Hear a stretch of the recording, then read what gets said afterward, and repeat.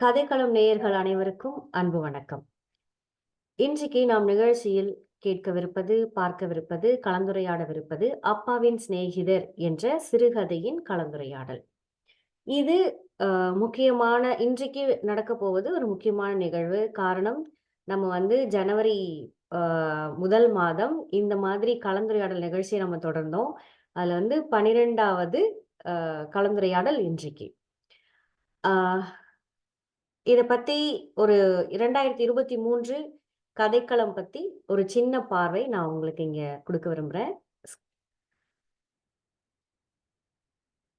வித்தியாசமே இல்லாம எல்லாருமே படிக்க வேண்டிய ஒரு சிறுகதை. இதுல இதுதான் இருக்கு, இதில தான் இருக்கு அப்படின்னு சொல்றது சொல்லாம, எல்லா விதமான விஷயங்களும் இருக்கும். குறிப்பா நம்ம ஒரு வேலை செய்றோம் அப்படின்னா, அந்த வேலைய எப்படி செய்யணும்? யாருக்காக செய்யணும்? அப்படிங்கிறது ஒரு விஷயம் இந்த கதையில இருக்கு. இது எல்லாருக்குமே ஒரு பிடித்தமான ஒரு சிறுகதை. இதுல நெறைய பேர் கலந்துக்கிட்டாங்க. 2வதா ஒரு நிமிஷம். 2வதா நம்ம பிப்ரவரி மாதம் நம்ம பண்ணது செல்லம்மாள் என்ற சிறுகதை. இந்த சிறுகதை கணவன், மனைவி இடையே உள்ள அந்த வாழ்க்கை நிதர்சனங்கள் எப்படி இருக்கும்? அது எவ்வளவு ஒரு அழகான ஒரு உறவு அப்படிங்கிறத சொல்லாமல் சொன்ன ஒரு சிறுகதை. இந்த சிறுகதை இந்த காலத்து நம்மள மாதிரி நமக்கு இப்ப எதிர்வரும் தலைமுறையினர் படிக்க வேண்டிய ஒரு சிறுகதை. ஏன்னா, நம்ம இப்ப படத்துல தான் பார்த்துட்டு இருக்கிறோம். அன்புனா என்னன்னு. ஆனா, அன்பு ஒரு கணவன் மனைவிக்கு இடையே இருக்கிற ஒரு அன்பு எப்படி இருக்கும்? அது வெளியில நம்மளுக்கு தெரியாது. ஆனா, எப்படி இருக்கும்? எப்படி பார்த்துக்கணும்? எப்படி இருக்கணும்? அந்த காலத்துல நம்ம எல்லாருமே அந்த காலத்துல பெண்களுக்கு உரிமை இல்லன்னு சொல்றோம். அப்படிப்பட்ட ஒரு காலத்துல வெளியிலேயே தெரியாம எல்லா கணவன் மனைவிக்குள்ளேயும் ஒரு அழகான அன்பும், அது கணவன் ஒரு மனைவிக்கு ஒண்ணுனா எந்த அளவுக்கு துணை நிக்கிறாங்க அப்படின்ற ஒரு அன்பையும் இந்த கதையில நம்ம பார்க்கலாம். அடுத்ததா 3வது ஒரு விஷயம் நம்ம இந்திய பள்ளி படிப்பு எப்படி இருக்கு அப்படிங்கிறத சொல்லாமல் சொன்ன ஒரு சிறுகதை. இது சிறுகதை அப்படிங்கிறத விட முன்னுரை அப்படின்னு சொல்லலாம். நடராஜன் அவர்கள் எழுதின ஒரு ஒரு முன்னுரை. ஒரு புத்தகத்தினுடைய ஒரு முன்னுரை மட்டும் தான் நம்ம எடுத்து பண்ணணும். அதுல நம்ம எந்த அளவுக்கு என்னென்ன தவறுகள்லாம் நம்ம செய்யறோம். ஒரு ஆசிரியர்களா என்னென்ன தவறுகள் அங்க நடக்குது. மாணவர்களுடைய பிரச்சனைகள்லாம் என்ன அப்படின்னு சொன்ன ஒரு சிறுகதை. அடுத்ததா 2023ல நம்ம செஞ்ச முயற்சிகள்ல பட்டிமன்றங்கள் நம்ம இணைய வழியிலேயே நம்ம நடத்தணும். இது 2வது பட்டிமன்றம். முதல் பட்டிமன்றம் பின்னாடி வருது. 2வது பட்டிமன்றத்துல பெண்களுக்கு முன்னேற்றத்துக்கு உதவியாக இருக்காங்களா? இல்லையா? அப்படின்ற ஒரு பட்டிமன்றத்த நடத்தணும். இது ரொம்பவே அழகாவும், சிறப்பாவும் நடந்தது. அதுக்கடுத்து ஒரு பெரிய மணிமகுடத்துல 2, 3 விஷயங்கள் நடந்தது 2023ல. அதுல ஒரு பெரிய மணிமகுடமா நான் நினைக்கிறது, இந்த முத்தாலக்குறிச்சி காமராசு ஐயா அவர்கள் நம்மளுடைய கதைக்களம்க்கு அவர் நேர்காணலுக்கு வந்திருந்தாரு. அவர் ஒரு சாதாரண மனிதர் கிடையாது. ஒரு தமிழ்நாட்டுல தேசிய சிறப்பு விருது வாங்கினவர் அவரு. அந்த பெருமையை சேரும். இவர் யாரு அப்டின்னா, ஆ அகழ்வாராய்ச்சி சம்பந்தமான ஆராய்ச்சி நூல்கள எழுதினவரு. தாமிரபரணி ஆற்ற பத்தி அத ஆராய்ச்சி செய்து எழுதியவரு. இங்க ஒரு இந்தியாவிலேயே உலகத்தரம் வாய்ந்த அருங்காட்சியகத்த நிறுவுவதற்கு இவர் போராடி, கேஸ் போட்டு அதுல வென்று, இப்ப அங்க அமைக்க போறாங்க. இந்த மாதிரி பல தமிழ்நாடு அரசு விருதுகளையும், தமிழ்நாட்டு மக்களையும், அ தமிழ்நாட்டு பெரிய பெரிய மனிதர்களோட தொடர்புலயும் உள்ளவரு. இவரு இன்னைய வரைக்கும் நம்ம கூட அதே மாரி களரி அடிமுறை அப்படின்னு ஒண்ணு ஒரு இது இருக்கு. கராத்தே மற்ற எல்லா விஷயங்களுக்கும் முன்னோடி களரி அடிமுறை. இப்ப இது கேரளாக்காரங்க இது எங்களோடது அப்படின்னு சொந்தம் கொண்டாடிட்டு இருந்தாங்க. அது இல்ல இதனுடைய பிறப்பிடம் தமிழ்நாடு. இது எங்களுக்கு உரிமையானது அப்படின்னு சொல்லி களரி அடிமுறைங்கிற ஒரு புத்தகத்த அவரு எழுதி வெளியிட்டிருக்காரு. அத கண்டிப்பா எல்லாரும் படிக்கணும். அ அவ்வளோ பெரிய பெருமை வாய்ந்த ஒருவர் நம்ம கதைக்களம்க்கு நேர்காணல் ரொம்ப எளிமையா கலந்துக்கிட்டாரு. அதற்கு நன்றி. அடுத்ததா முதல்ல நம்ம செஞ்சது சிலப்பதிகாரம் போன்ற இலக்கியங்கள். இந்த கால வாழ்க்கைக்கு நம்ம இலக்கியத்துல அது இருக்கு, இது இருக்குன்னு சொல்றோம். ஆனா, அது இந்த கால வாழ்க்கைக்கு பயன்படுதா? அப்படிங்கிறது தான் ஒரு கேள்வி. அத பத்தின ஒரு சிறப்பு பட்டிமன்றத்த தான் நம்ம முதல்ல செஞ்சோம். அடுத்ததா இன்னொரு மணிமகுடம் கதைக்களம்க்கு அப்படின்னா, ஆ நம்மளோட கதைக்களம் வலையொலியில பாரதியார் பாடல்கள் நம்ம தொடர்ந்து வெளியிட்டுட்டு இருக்கோம். ஆ அத அ ஐஏஎஸ் மாணவர்கள் அ அது உதவியா இருக்குன்னு சொன்னாங்க. அதனால தொடர்ந்து என்னால முடியிறப்பலாம் பண்ணிட்டு இருக்கேன். அப்படி இருக்கிறப்போ அந்த பாரதியாரினுடைய பேத்தி அவர்கள் வழி வந்த அவங்க பேத்தியே நம்மளோட குழந்தைகள் தினத்தப்போ பிப்ரவரி நவம்பர் 14 நவம்பர் 14 எப்ப செஞ்சேன்? மறந்துட்டேன். நவம்பர் 14 2022. ஆனா அதுல வந்து வெளியிட்டது வந்து ஜனவரில வெளியிட்டேன்னு நெனைக்கிறேன். எனக்கு ஞாபகம் இல்ல. இது வந்து உமா பாரதி மேடம் அவர்கள் வந்து நம்மளோட நிகழ்ச்சியில அவங்க வந்து கலந்துக்கிட்டாங்க. அது ஒரு பெரிய அ மகுடமா நான் பார்க்குறேன். அடுத்ததா வந்து அடுத்த கலந்துரையாடல் வந்து ஒரு நடிகை நாடகம் பார்க்கிறாள் ஜெயகாந்தன் அவர்கள் எழுதியது. அதாவது நம்ம வாழ்க்கையில நெறைய விஷயங்கள வார்த்தைகள்ல சொல்லவே முடியாது.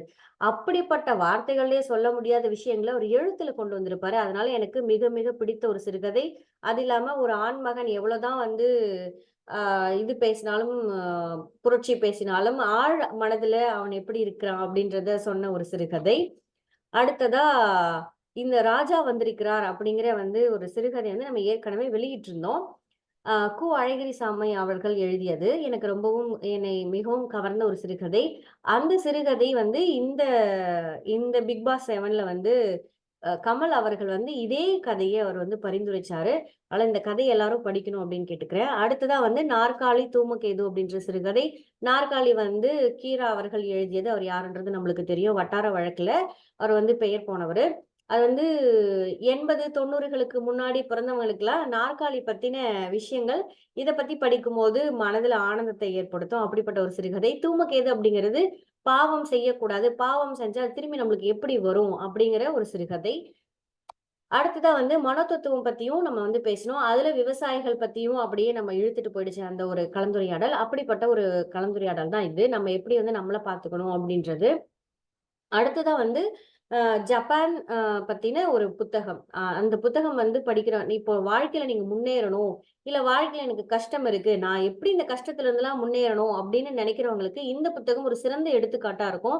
தனி மனித வாழ்க்கையா இருந்தாலும் சரி, ஒரு வியாபாரமா இருந்தாலும் சரி, எதுக்கா இருந்தாலும் சரி. ஏன்னா, ஒரு சின்ன நாடு இவ்ளோ பெரிய பிரச்சனையில இருந்து எழுந்து சரியான ஒரு திட்டமிடல் இருந்தா எழுந்து வர முடியும் அப்படிங்கிறதுக்கு ஜப்பான் ஒரு உதாரணம். அதுதான் இது. ஆப்பன் ஹேமர் பத்தி நான் ஏன் அந்த தம்ப்நெயில்ல போட்டேன் அப்படின்னா, ஆப்பன் ஹேமர் அவர் தான் வந்து அந்த சக்தி வாய்ந்த அணுகுண்டு ஆயுதத்த அவரு ஜப்பான் மேல போடுறதுக்கு அவர் தான் தயாரிச்சவரு. அவர பத்தின ஒரு படம். அவரே வந்து கடைசில அவர் என்ன அந்த அணுகுண்டு தயாரிச்சுட்டு அவர் என்ன சொன்னாரு? கடைசில அவரே வந்து ஒரு கேஸ்ல மாட்டுனாரு. அத பத்தின ஒரு படம் வந்து இந்த ஆண்டு வெளியானது. கரெக்ட்டா நம்ம அந்த சமயத்துல தான் இத நம்ம வச்சிருந்தோம். அதனால அத போட்டிருந்தேன். அதன் பிறகு முதல் முதல்ல 2023ல வந்து ஒரு குழந்தை வந்து ஒரு புத்தகத்த நூல் மதிப்புரை செஞ்சாங்க. நாம வந்து கலந்துரையாடல் பண்ணிட்டு இருந்தோம். ஆனா நூல் மதிப்புரை செஞ்சாங்க. செல்வி வர்ஷினி அவர்கள். இந்த புத்தகம் வந்து மிகவும் பிரபலமடைந்த புத்தகம்னு கூட அப்ப எனக்கு தெரியாது. பிறகு தான் எனக்கு தெரியும். அந்த மாதிரி அந்த ஒரு சிறப்பு இந்த இந்த ஆண்டுல நடந்தது. அதன் பிறகு ஆணாதிக்க சமுதாயத்தில் ஆண்கள் மகிழ்ச்சியாக இல்லை. இது வந்து மலாலா அப்படிங்கிற ஒரு புத்தகத்த நம்ம வந்து விமர்சனம் செஞ்சிருந்தோம். கலந்துரையாடல் செஞ்சிருந்தோம். அந்த புத்தகத்துல வந்த முக்கியமான விஷயம், ஆணாதிக்க சமுதாயமா இருந்தாலும், ஆண்கள் வந்து உண்மையான மகிழ்ச்சியா இல்ல. அவங்களுக்கு அதிக வந்து சுமை இருக்கு அப்படிங்கிறத சொன்ன புத்தகம் அது. அடுத்ததா வந்து சேவா மேடம் அவர்கள் வந்து நரேந்திரனின் வினோத வழக்கு அத வந்து நூல் மதிப்புரை செஞ்சிருந்தாங்க. அதுவும் நம்மளுக்கு ஒரு சிறப்பு இந்த ஆண்டு. பிறகு வந்து கடந்த மாதம் வந்து 1,00,000 அதாவது இது கதைக்களம்க்கு வந்து ஒரு பெரிய மதிப்பை அளித்த ஒரு சிறுகதை அப்படின்னா, அது ஒரு துறவு அப்படிங்கிற சிறுகதை. இந்த சிறுகதை தான் நம்மளோட கதைக்களம் வலையொலியில 1,00,000 பார்வையாளர்களை கடந்து போய்க்கொண்டு இருக்கக்கூடியது. இதுதான் வந்து நம்மளுக்கு நெறைய சப்ஸ்கிரைபர்ஸ கொண்டு வந்த ஒரு சிறுகதை. அந்த சிறுகதையினுடைய கலந்துரையாடல நம்ம கடந்த மாதம் வச்சிருந்தோம். அதுதான் இது. அவ்வளோதான். ஆ இன்னொரு ஒரு இது இருக்கு. அத நான் இதுல வரல. அதாவது முக்கியமான மனிதர்களின் 7 பழக்கவழக்கங்கள் வாழ்க்கைக்கு எப்படி உதவியா இருக்கும் அப்படிங்கிறது, அவங்க சித்ரா மேடம் அவர்கள் வந்து நம்மளுக்கு வந்து கலந்துரையாடல் சாரி நூல் மதிப்புரை செஞ்சிருந்தாங்க. அதுதான் நம்மளுடைய கதைக்கள மொழியில முதல் முதல் கலந்துரையாடலுக்கு நூல் மதிப்புரைக்கு வந்த ஒரு புத்தகம். அத நான் இங்க சொல்லிக்க விரும்புறேன். இன்றைக்கு 12வது சிறுகதை, அ அதாவது 12வது கலந்துரையாடல் அப்பாவின் சிநேகிதர். அதுதான் இன்னைக்கு நம்ம பார்க்க போறோம். நன்றி. இவ்வளவு நேரம் பொறுமையாக காத்திருந்த அனைவருக்கும் நன்றி. இன்னொரு ஒரு சின்ன அறிவிப்பு. அடுத்த வாரம் வெள்ளிக்கிழமை இரவு 7:30 மணிக்கு ஆம் ஜர்னலிங் அதாவது 2024 எப்படி திட்டமிடுறது அப்படிங்கிறத பத்தின அ ஒரு கலந்துரையாடல் வெள்ளிக்கிழமை நடைபெறவிருக்கு. இப்போ இந்த கதைய படிச்சவங்க இதுல கலந்துரையாடல் செய்யறதுக்கு ஆரம்பிக்கலாம். அண்ணா? நான் இன்னொரு வணக்கம். விஷயத்த சொல்ல மறந்துட்டேன். 2023ல நான் வந்து நன்றி செலுத்தணும் அப்படின்னா வந்து ஜெயகாந்தன் அண்ணா அவர்களுக்கு நான் நன்றி செலுத்தணும். ஏன்னா எத்தனையோ நாள் வந்து ஒருத்தர் 2 பேர் கூட வராம இருந்திருக்கு. அடுத்த மாசம் செய்யணுமா? இத இன்னைக்கு கேன்சல் பண்ணிடலாமா? அப்படின்னு நினைச்சப்போ, எனக்கு வந்து உத்வேகம் குடுத்தது வந்து தமிழ் அமுது அப்படிங்கிற ஒரு நிகழ்ச்சி இருக்கு. அது வந்து தமிழ் சார்ந்த புத்தகங்கள வந்து வாரம் வெளியிடுறாங்க. அவங்க எப்பவுமே அவர் வந்து குணசேகரன் அதுல ஒருத்தர் இருக்காரு. அவரு அந்த ஐயா வந்து சொல்றது என்னன்னா, ஒருத்தர் இருந்தாலும் நாங்க நடத்தாம விடுறதில்ல, நடத்துறது அப்படின்னு ஒரு தொடர்ந்து பண்ணிட்டு இருக்காங்க. அது வந்து எனக்கு உத்வேகம் குடுத்துச்சு. இருந்தாலும் எனக்கு 4 பேர் கூட வரதில்ல, 2 பேர் கூட வரதில்ல அப்படின்னு நிறுத்திலாம் நெனச்சப்பலாம், முதல் மாதத்திலிருந்து இந்த மாதம் வரைக்கும் எனக்கு தொடர்ந்து எவ்வளோ முடியலனாலும் ஆதரவு அளித்த ஜெயகாந்தன் அண்ணா அவர்களுக்கு நான் தனிப்பட்ட நன்றிய சொல்லியே ஆகணும். நன்றி அண்ணா. சகோ நன்றி. உண்மையிலுமே நான் தான் நன்றி சொல்லணும். ஏன் அப்படின்னா அந்த வாசிப்பு பழக்கத்தை வந்து தொடர்ந்து நம்ம செய்யறதுக்கு வந்து உங்களுடைய தூண்டுதல் வந்து ஒரு காரணம். ஏன்னா நமக்கு வந்து பாத்தீங்கன்னா நம்முடைய வாழ்க்கையில நிறைய வேலைப்பளுகளுக்கு இடையிலையுமே அதுக்கான டைம் ஒதுக்கணும் அப்படிங்கும்போது நமக்கு தேவை ஏற்படும் போது தான் ஒதுக்குவோம். அந்த தேவையை வந்து கண்டிப்பா சில இடத்துல கட்டாயம் அப்படிங்கும் போது நம்ம வந்து அதுக்கான நேரத்தை ஒதுக்குவோம். அதனாலயே நான் வந்து உங்களுடைய நிகழ்ச்சியில தொடர்ந்து கலந்துக்கிறேன். ஏன் அப்படின்னா கண்டிப்பாக என்னுடைய இது பிரகாரம் பாத்தீங்கன்னா ஒரு இலக்கியம் சார்ந்து ஒரு சிறு வாசிப்பாவது இருக்கணும் அப்படிங்கிற ஒவ்வொரு மனிதர்களுடைய அதாவது ஒரு மனிதனுடைய தேவையை கூட நிறைவேற்றும் உங்களுடைய இந்த இது மாதம் ஒரு டைம் மாதம் ஒரு டைம் 1 மணி நேரம் கூட செலவு பண்ண முடியல அப்படின்னா அப்புறம் நம்ம இலக்கியத்துக்கு நம்முடைய இலக்கிய வாசிப்பு அப்படிங்கிறதே 0 ஆயிரும் அப்படிங்கறதுனால கண்டிப்பா நாங்க தான் உங்களுக்கு நன்றி சொல்லணும். நன்றி அண்ணா. ஏன்னா தொடர்ந்து நீங்க செஞ்சுக்கிட்டு இருக்கிறீங்க. கூட நீங்க முடியாம இருந்திருந்தாலும் கடைசியா அதுவும் படிச்சுட்டு கலந்துக்கிட்டீங்க நான் எல்லா டைமுமே. அதுதான் பெரிய விஷயம். ஆமா. ஆனா எல்லா கதையிலுமே நீங்க தேர்ந்தெடுக்கிற கதைகள் எல்லாமே மிக சிறந்த கதைகளாகவும் இருந்தது. அந்த வகையில வந்து கண்டிப்பாக வந்து ஒரு நல்ல ஒரு தளத்தை அமைச்சு கொடுத்திருக்கிறீங்க. அதாவது நம்முடைய அறிவை வளர்த்துக் கொள்வதற்கும் அதே சமயத்துல நிறைய விஷயங்களை தெரிஞ்சு கொள்வதற்கு இது வந்து உறுதுணையா இருக்குது. இப்ப இந்த அசோகமித்திரன் கதைகள் பாத்தீங்க அப்படின்னா அசோகமித்திரன் அவர் வந்து நிறைய கேள்விப்பட்டிருக்கோம். ஏன்னா இலக்கியம் அப்படிங்கும்போது கண்டிப்பா அவர் கேள்விப்பட்டிருக்கிறோம். பட் இதுல ரொம்ப வருத்தப்படக்கூடியது என்னன்னா நான் வந்து அவருடைய கதைகள் எதையுமே வந்து படித்தது கிடையாது. கண்டிப்பா. ஏன்னா நான் வந்து அதான் நமக்கு என்னதான் ஆர்வம் இருந்தாலும் நம்முடைய வாசிப்பு அப்படிங்கிறது நம்ம ஒத்துக்கணும். கொஞ்சம் குறைவா தான் இருக்குதுன்னு வச்சுக்கங்களேன். அது இந்த மாதிரி இதை வந்து நீங்க கொடுக்குற உற்சாகம் அல்லது அந்த இதைத்தான் வந்து நாங்க பயன்படுத்திக்கிறோம். இப்ப நம்ம அந்த கதைகள் நீங்கள் பரிந்துரைக்கும் போது நம்ம சரி அவரை பத்தி கொஞ்சம் தெரிஞ்சுக்கலாம். ஏன்னா நம்ம பேர் அடிக்கடி கேள்விப்படுறோமே அவர் என்ன இல்ல நான் ஆக்சுவலா பண்றது அதாவது என்ன இது பண்றாரு. அசோகமித்திரன் அப்படின்னு சொல்லி ஒரு பிரபலமான எழுத்தாளர் நெறைய பேர் வந்து கமல் அவர்கள் கூட நெறைய இதுல சொல்லியிருப்பாரு. நெறைய இடத்துல வந்து அசோகமித்திரன் கேள்விப்பட்டிருப்போம். ஆனா நான் புத்தகங்கள் எடுத்திருக்கேன். அது ஏதோ சில சமயம் வந்து நம்மளுக்கு சில எழுத்துகளோ, இல்ல ஏதோ ஒரு காரணமோ பிடிக்காது. எடுத்துட்டு படிச்சு பார்ப்பேன் பிடிக்காது. அப்படியே வச்சுட்டே இருந்தேன். இந்த தடவ அதுக்கு ஒரு வாய்ப்பு கிடைச்சது. நானுமே முதல் முறை அசோகமித்திரன் படிக்கிறது. ஓகே. ஏன்னா நிறைய பேர் இலக்கியவாதிகள் எல்லாருமே பாத்தீங்கன்னா அசோகமித்திரனை வந்து நிறைய பேர் பாராட்டுகிறாங்க. நிறைய பேர் வந்து அவரை தெரியாதவங்க யாரு இருக்க முடியாது. அப்படி இருந்தா அவங்க வந்து இலக்கியத்தை வந்து படிச்சிருக்க மாட்டாங்கிற அளவுக்கு சொல்லும் பொழுது நமக்கு அதுவே ஒரு சின்ன குற்ற உணர்வு மாதிரி இருக்குது. சரி நம்மளும் தமிழ் ஆர்வமும் இருக்குது, நம்மளும் படிக்கிறா, ஆமா. பட் அவர் கதைகளை படித்தது இல்லையே அப்படிங்கிறது அது வந்து இப்போ ஈடேறி இருக்குது அப்படின்னு தான் சொல்லணும். அவரை படிக்கும்போது நான் படிச்சு தெரிஞ்சுக்கிட்டது என்ன அப்படின்னா அசோகமித்திரன் அதாவது நீங்க கொடுத்த சிறுகதை வேற சாகித்ய அகாதமி விருது பெற்ற சிறுகதைகள் அப்படின்னு சொன்னாங்க. அது ரொம்ப ஒரு ஒரு மகிழ்ச்சியான செய்தி தான். அப்ப நீங்க வந்து கொடுத்தது வந்து ஒரே கதை தான் இருந்தது இல்லையா? அப்பாவின் சிநேகிதர் அப்படிங்கிறது. நானும் யோசிச்சு என்ன ரொம்ப சின்ன கதையா இருக்குது, 7 பக்கங்கள் தான் இருக்குது அப்படின்ட்டு. அதுக்கப்புறம் சரி அப்படின்னு தேடி பார்க்கும்போது பாத்தீங்க அப்படின்னா ஓகே அது வந்து அந்த அது வந்து சிறுகதைகளின் தொகுப்பு அப்படிங்கிறது அதுக்கப்புறம் தான் தெரிஞ்சுக்கிட்டேன். ஆனாலும் என்னால எல்லா கதைகளையும் அதுல படிக்க முடியல. 2 கதைகள் மட்டும் தான் படிச்சேன். நீங்க கொடுத்தது அப்பாவின் சிநேகிதர் அப்படிங்கிறது வந்து எனக்கு அதுதான் முழுதும் நல்லாவே படிச்சேன். அடுத்து பாத்தீங்க அப்படின்னா அது வந்து சிறுகதைகளின் தொகுப்புக்கு 1991 நினைக்கிறேன். 91 பதிப்பு வெளிவந்தது. 96 வந்து அவங்க வந்து சாகித்ய அகாதமி விருது பெற்றிருக்குது. அப்ப அவரை பத்தி படிக்கும்போது அவர் வந்து ஆந்திராவுல செகந்தராபாத்ல பிறந்தாரு அப்படிங்கிறது. ஏன்னா அந்த கதையை படிச்சுட்டு அவருடைய பின்புலம் எப்படி இருக்குது. ஏன்னா நிறைய டைம் வந்து நம்ம வந்து என்னை பொறுத்த வரைக்கும் பாத்தீங்க அப்படின்னா ஒரு எழுத்தாளரை வந்து கண்டிப்பா படிக்கணும். அவருடைய பின்புலம், அவர் எப்படிப்பட்ட சூழ்நிலையில இருக்கிறாரு, அதையெல்லாம் படிக்கும்போது நமக்கு வந்து ஒரு கற்பனை கிடைக்கும். அதாவது அவர் எதை பத்தி எழுதுவாரு, அவர் எந்த சமூகம் சார்ந்து அவருடைய சிந்தனைகள் வந்து, அதாவது அவருக்கு நேரடியான அனுபவம் எங்கெங்கெல்லாம் இருக்குது, எதையெல்லாம் எழுத அவர் முயற்சி பண்ணுவாரு, அவர் வந்து அவர் சார்ந்த விஷயங்கள் எழுதுறாரா, இல்ல வேற வகையான கதைக்களங்களை தேர்வு செய்கிறாரா அப்படிங்கிற ஒரு எண்ணமெல்லாம் நமக்கு ஒரு கியூரியாசிட்டி இல்லையா, ஒரு அதீத ஆர்வம் வந்து நமக்குள்ள இருக்கு. அதற்காக அவருடைய வாழ்க்கையை பார்க்கும்போது அவரும் வந்து செகந்தராபாத்ல தான் பிறந்திருக்கிறாரு. செகந்தராபாத்ல பிறந்துட்டு சென்னைக்கு வந்து ஷிஃப்ட் ஆயிருக்கிறாரு. இதுல என்ன ஒற்றுமை இருக்குதுன்னா, இந்த கதை அப்படியே அவருடைய கதையை சொல்ற மாதிரியே இருக்குது. ஆனா அவர் வந்து அது அவருடைய கதையான்னு தெரியல. ஆனா கண்டிப்பாக அந்த கதைக்கு அப்படிங்கிறது என்னுடைய இது. நான் அதுக்கு மேல அதிகமா அந்த கதையை பத்தி தேடல.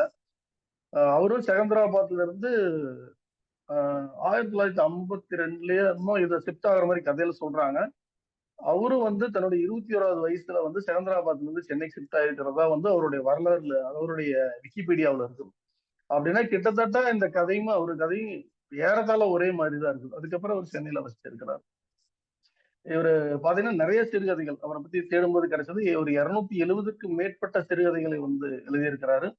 அதுக்கப்புறம் ஒரு 8 நாவல், 14 குறுநாவல், 16 கட்டுரைகள், அதுக்கப்புறம் இவருடைய கட்டுரைகள் நிறைய மொழிபெயர்ப்பு செய்யப்பட்டிருக்கிறது நாவல்கள். அடுத்தது பாத்தீங்க அப்படின்னா ஆங்கில மொழிபெயர்ப்பு இவரும் பண்ணி தமிழ்ல வெளியிட்டிருக்காரு. இந்த மாதிரி நிறைய விஷயங்கள் கிடைச்சது. அப்ப இவர் வந்து நிறைய இவ்வளவு எழுதியிருக்கிறாரு. பட் இதுல நமக்கு ஒண்ணு கூட கிடைக்கலையே, நம்ம எங்க ஒண்ணு கூட படிக்கலையே அப்படிங்கும் போது அது ஒரு குறையாதான் நமக்கே நம்மளை கூட சொல்லிக்கிற அளவுக்கு இருந்தது.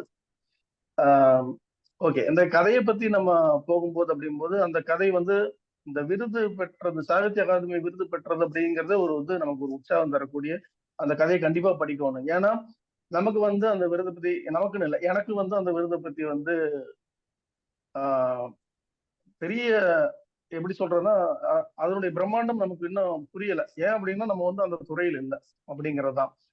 இது எதனால சொல்றேன் அப்படின்னா, இப்போ சமீபத்துல வந்து பாத்தீங்க அப்படின்னா எங்க ஊர்ல, நம்ம ஊர்னு வைக்கல, எங்க ஊருடைய பக்கத்துல வந்து தேவி பாரதி அப்படின்னு ஒரு எழுத்தாளர் இருந்தாரு. அவருடைய நீர்வழிப்படும் அப்படிங்கிற சிறுகதைக்கு வந்து சாரி நாவலுக்கு வந்து சாகித்ய அகாதமி விருது இந்த வருஷம் கொடுக்குறாங்க. அப்ப அதை பத்தி வந்து நம்முடைய நண்பர்கள் வந்து நிறைய பேர் நிறைய கருத்துக்களை பகிர்ந்துக்கிட்டாங்க. அந்த புத்தகத்தை படிக்கணுங்கிற ஆர்வம் எனக்கு வந்தது. அப்ப சாகித்ய அகாதமி விருது ஏன்னா அவருடைய வாழ்க்கையை நான் பார்த்துக்கிறேன் பக்கத்துல இருந்து, ஏன்னா சொந்த ஊர் அப்படிங்கறதுனால அதை வந்து அவர் ஒரு மிகப்பெரிய மகிழ்ச்சியான தருணமா வந்து அதை வந்து நிறைய பேர்த்துக்கிட்ட பகிர்ந்துக்கிட்டாரு. அதாவது அந்த விருது பெற்றவங்க எழுத்தாளருடைய ஆஹ் உணர்வுகளை வந்து நம்ம வந்து புரிஞ்சுக்க முடியுது. அப்ப அந்த விருது வந்து அவ்வளவு பெரிய விருதா இருக்கணும் அப்படிங்கும்போது, சரி அந்த விருதுக்கு தகுதியான கதைகள் எப்படி இருக்கும். நான் வந்து அந்த புத்தகத்தை படிக்கிறத விட அதுக்கு முன்னாடியே இது வாய்ப்பாக வந்து இந்த கதைகள் கிடைச்சது. இதுல அந்த முதல் கதை தான் வந்து அப்பாவின் சிநேகிதர் அப்படிங்கிறது. அவங்க சொல்லியிருந்தாங்க மொத்தமா இந்த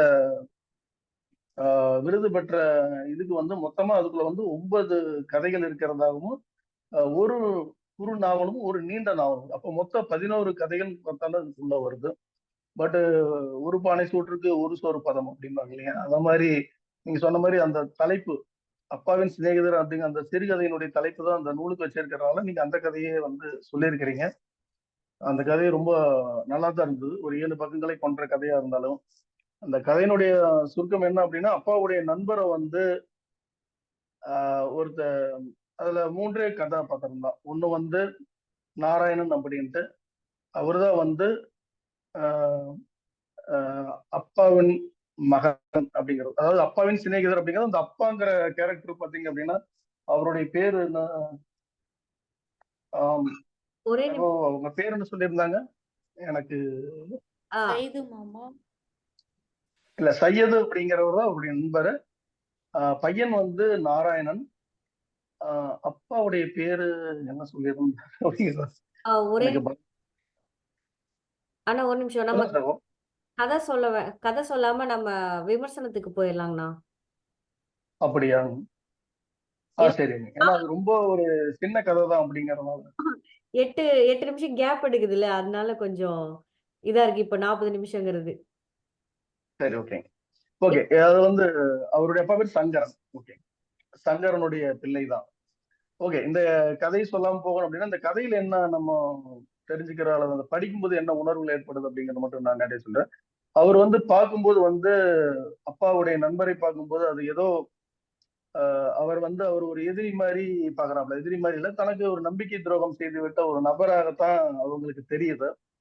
ஆனா, அப்பாவுடைய நண்பருக்கு வந்து மிகுந்த ஒரு மகிழ்ச்சியோட அவர் வந்து அணுகுறாங்க. இதுதான் மனநிலையில் உள்ள வேறுபாடு. அதாவது அவருக்கு என்ன இதுக்கு பின்னாடி நடந்த நிகழ்வுகள் தெரியும்.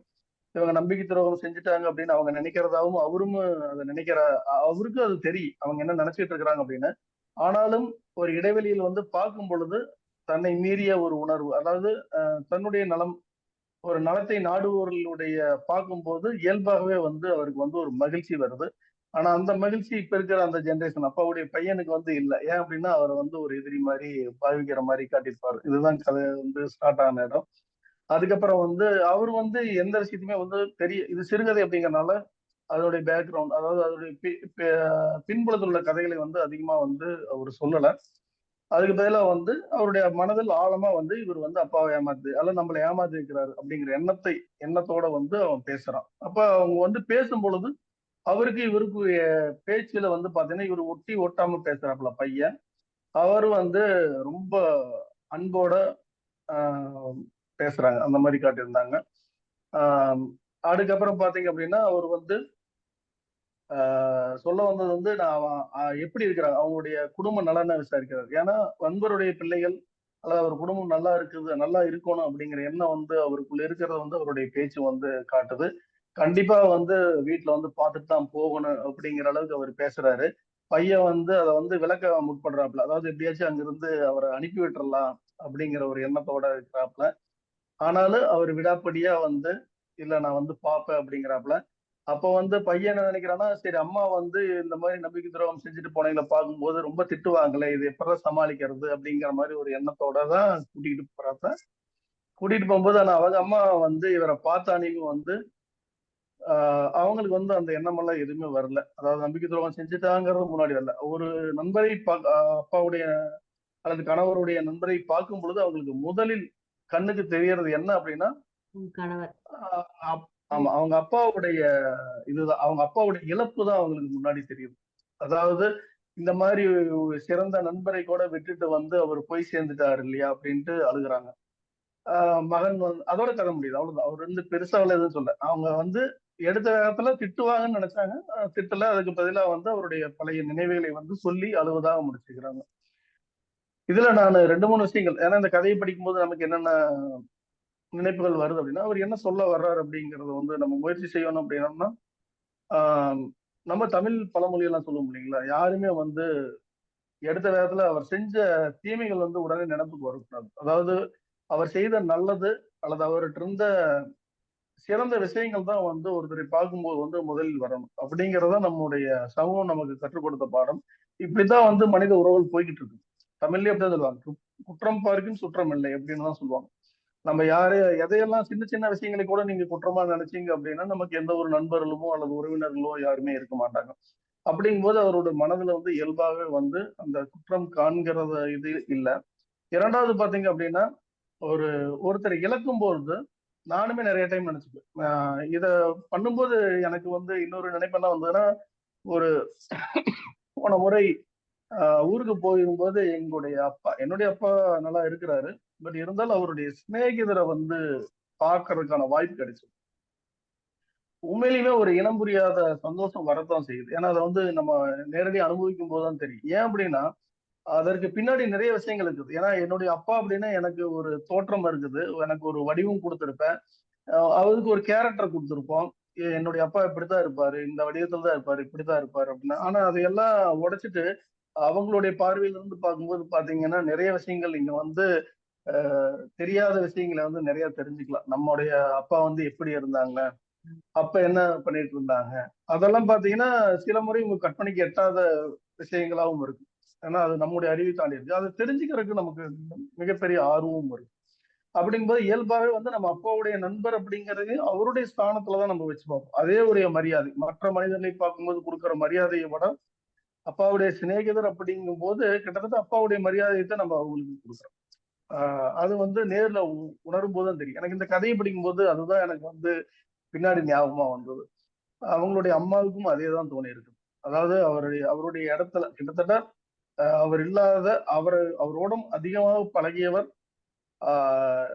ஈவன் நமக்கு தெரியாத நிறைய விஷயங்கள் அவருக்கு தெரிஞ்சிருக்கலாம். ஏன்னா நிறைய காலத்தை அவர்கள் வந்து பழகியிருக்கிறாங்க. அப்படிப்பட்ட ஒருவரை வந்து அவங்க வந்து நட்பையோ அல்லது அவங்களுடைய ஆதரவையோ இழக்க விரும்பவில்லை அப்படிங்கிறது தான் நான் வந்து அந்த கதையிலிருந்து தெரிஞ்சுக்கிறேன். ஆஹ் மறுபடியும் நீங்க தொடருங்க சார். அதுக்கப்புறம் நான் ஏதாவது இருந்தால் பகிர்ந்து கொள்கிறேன். ரொம்ப அழகா சொன்னீங்க. எனக்கு சில சில நெருடல்கள் இருந்தது. சில விஷயங்கள் புரியாம இருந்தது. உங்க மூலமா எனக்கு 2, 3 விஷயங்கள் இப்ப புரிஞ்சுது. நன்றி. அடுத்ததா வந்து மங்கை மேடம், கிரேசி மேடம் யாராவது பேசுறீங்களா? கதை படிச்சிருக்கீங்களா? வணக்கம் மேம். வணக்கம் மேம். நான் ஜெயித்து பேசுறேன். இப்ப சிறுகதைகள் அப்படின்னு எடுத்துக்கிட்டோம்னாவே நாவலுக்கும் சிறுகதைக்கும் நிறைய வேறுபாடு உண்டு. நாவல் அப்படிங்கும்போது நமக்கு முழு விஷயத்தையும் நம்மள்ட்ட வந்து கொண்டு வந்து சேர்க்கும். சிறுகதைகள் அப்படி இருக்க வேண்டிய அவசியம் இல்லை. ஒரு சின்ன சூழலை மட்டும் சொல்லும். அந்த சூழல் வந்து நம்ம கிட்ட என்ன மாதிரியான ஒரு மாற்றத்தை ஏற்படுத்துது அப்படிங்கறது அந்த சிறுகதையினுடைய வெற்றி. சிறுகதைன்னு எடுத்துக்கிட்டோம்னாவே சொல்லுவாங்க, ஒரு குதிரை பந்தயத்தை போல தொடங்கும் போதும் முடிக்கும் போதும் விறுவிறுப்பா கொண்டு போகணும். அப்பதான் அந்த சிறுகதை வந்து சுவாரஸ்யத்தோட இருக்கும். அசோகமித்திரனுடைய சிறுகதைகள் எல்லாமே வாசிச்சோம் அப்படின்னா மனச கொண்டு போய் ஒரு இடத்துல வந்து நிப்பாட்டிரும். இப்ப நீங்க இதே அவருடைய தண்ணீர் சிறுகதை வாசிச்சிருந்தீங்கன்னா தெரியும். தண்ணி இல்லாத ஒரு கிராமத்துல ஒரு பொண்ணு எப்படி எல்லாம் கஷ்டப்படுவா, அப்பா எப்படி இருப்பாரு, அம்மா எப்படி இருப்பாரு, அந்த பொண்ணு எவ்வளவு கஷ்டப்பட்டு அந்த தண்ணியை சுமந்துட்டு வருவாங்கன்னு சொல்லும் போதே ஒரு டம்ளர் தண்ணி எடுக்கும்போது கண்டிப்பா அந்த கதையில இருக்கக்கூடிய இந்திரா வந்து நம்ம கண்ணு முன்னாடி நிப்பாங்க. அதே மாதிரிதான் இந்த அப்பாவின் சிநேகிதர் அப்படிங்கக்கூடிய ஒரு சிறுகதையும். கதை ஆசிரியர்களுடைய தொடர் வாசிப்பவங்களுடைய சிறுகதையை வாசிச்சோம் அப்படின்னா நம்மளால கூட அவங்கள மாதிரி சிந்திக்கக்கூடிய ஆற்றலை வளர்த்துக்கக்கூடிய வாய்ப்புகள் அதிகமா கிடைக்கும். அசோகமித்திரன் ஐயாவுடைய இந்த சிறுகதை வந்து அப்பாவின் சிநேகிதர் சிறுகதை வாசிச்சோம் அப்படின்னா ஒரு 7 பக்கம் தான். எப்பவுமே மேம் வந்து அனுப்புவாங்க, நான் வாசிக்க மாட்டேன். இது ரொம்ப கம்மியான ஒரு பக்கம் அப்படிங்கறதுனால நான் வாசிச்சேன். இந்த சிறுகதை வந்து நட்பினுடைய மகத்துவம் அப்படின்னு சொல்லலாம். அடுத்தது, எல்லா காலங்கள்லயும் மனிதர்கள் ஒரே மாதிரி இருப்பதில்ல. சந்தர்ப்ப சூழல்கள்ல நம்ம கூட நெருங்கி பழகுறவங்க கூட எதிரியாக மாறுவதற்கான அதிக வாய்ப்புகள் உள்ளது. காலம் வந்து எல்லாத்துக்குமே பதில் சொல்லும். கால மாற்றம் மட்டும்தான் நிறைய விஷயங்களை கொண்டு போய் நம்மள சேர்க்கும். சிறு வயசு பிள்ளைங்க இப்ப நாமளே பார்ப்போம். நாம வாழ்ந்த காலம் வேற, இப்ப இருக்கக்கூடிய சிறு பிள்ளைகளுடைய எண்ணங்கள் வேற. என் அப்பாவுக்கு ஒண்ணுன்னா, என் அப்பாவை ஏமாத்துறவங்க அப்படின்னா நான் அப்படிதான் பார்ப்பேன் அப்படிங்கிற அந்த எண்ணத்தை விட அவரு காமிக்கிற அந்த சையதுங்கிற பையனுடைய அந்த மன தாக்கம் எப்படி இருக்கும்னா, அம்மா என்ன நினைச்சிருவாங்களோ, அம்மா வருத்தப்படுவாங்களோ, அவங்க என்ன செஞ்சிருவாங்களோ, என்ன மாதிரி அடுத்து இன்னொன்னு சொல்லணும். அவருக்கு அம்மா பக்கமும் சரி, அப்ப வர அப்பாவோட சிநேகிதர் மேலயும் ஒரு இனம் பிரியாத ஒரு மரியாதை இருக்கும். அவரை வந்து எடுத்தெறிஞ்சு பேசிட்டா என்ன பண்றது? அவ்வளோ காயம் அவருக்குள்ள இருக்கும். ஆனா கூட அத வந்து பக்குவமா கையாளும் போது அந்த பையனை என்ன சொல்றது, அவங்க அம்மாவை என்ன சொல்றதுன்னே எனக்கு தெரியல. அவ்வளவு அழகா வந்து உண்மையா சொல்லியிருப்பாரு. இதெல்லாம் யோசிக்கக்கூடிய பையன் வந்து மனசளவுல எவ்வளவு பக்குவப்பட்டிருக்கணும். விரக்தியா வெளியேறின ஒரு பையன் திரும்ப பார்க்கும்போது என்ன மாதிரியான எனக்கு அப்படியே சிலப்பதிகாரம்லாம் நினைப்பு வந்துருச்சு. கண்ணகி அப்படித்தானே அமைதியா இருப்பாங்க. கோவலனை பார்த்து என்னெல்லாம் சொல்லியிருக்கலாம். எதுவுமே பேசாம சிலம்பு உல பொன்மின் அப்படின்னு சொன்ன அந்த அம்மா மாதிரில அந்த பையன் வந்து பேசிட்டான். எதுவுமே பேசாம அமைதியா இருக்கானே. பரவாயில்ல, நீங்க வரவேணான்னு ஒவ்வொரு சூழல்லையும் சொல்லும் போது அது எதிர்ப்பு கிடையாது. அவருக்கு ஒரு அவமானத்தை நம்ம மூலமா நம்ம குடும்பம் மூலமா கிடைச்சிடக்கூடாது. ஏன்னா அவர் அப்பாவோட சிநேகிதர். அசோகமித்திரன் ஐயா வந்து ஒரு இடத்துலயும் அவர் அப்பாவோட சிநேகிதர். துரோகம் செஞ்சப்பவும் அவர் அப்பாவோட சிநேகிதர். நல்லது செய்யும் போதும் அப்பாவோட சிநேகிதர். அவருக்கு எதுவும் வந்துடக்கூடாது. கடைசியா அவங்க அம்மா வந்து பார்க்கும்போது நட்பு தான் உலகத்திலேயே பெருசு. அது இந்த காலம் இல்ல, எந்த காலம் வேணாலும் எடுத்துக்கலாம். நட்பு தான் பெருசு. எல்லாமே மறைஞ்சு போச்சு. அவங்க என்ன மாதிரி, ஏன்னா இழப்பு அப்படிங்கிறது தந்தை இழந்த ஒவ்வொருத்தவங்களுக்கும் தெரியும். இழப்புங்கிறது அது தந்தைன்னு கிடையாது. குடும்பத்துல யாருடைய இழப்பா இருந்தாலும் அந்த இழப்புல இருந்து மீண்டு வர்றதே பெரிய விஷயம். அதுல ஒரு பழக்கமான ஒருத்தவங்க நமக்கு வந்து ஒரு துரோகத்தை செய்யும் போது அதை சகிச்சுக்கிட்டு வாழக்கூடிய மனப்பக்குவம் நமக்கு வேணும் அப்படிங்கறத அசோகமித்திரன் ஐயா சொல்லியிருக்காரு. அவருடைய சிறுகதைகளை வாசிக்கும் போது நம்மளுடைய மனம் தானாகவே பக்குவம் அடையும் அப்படின்னு அந்த கதை வழியா புரிஞ்சுக்கிட்டேன். எனக்கு வாசிக்கிறதுக்கும் இத பத்தி கருத்து சொல்றதுக்கும் வாய்ப்பளித்த மேம் அவர்களுக்கு நன்றி. நன்றி மேம். நன்றி மேம். மங்கை மேம். வணக்கம் மேம். அனைவருக்கும் வணக்கம். வணக்கம் மேம். நானும் ஃபர்ஸ்ட் டைம் இப்பதான் அசோகமித்திரன் ஐயாவுடைய கதை படிச்சேன். எனக்கும் கொஞ்சம் புரியாம தான் இருந்தது. ஆனா இப்ப ஜெயகாந்தன் ஐயா நிறைய புரிய வச்சுட்டாங்க.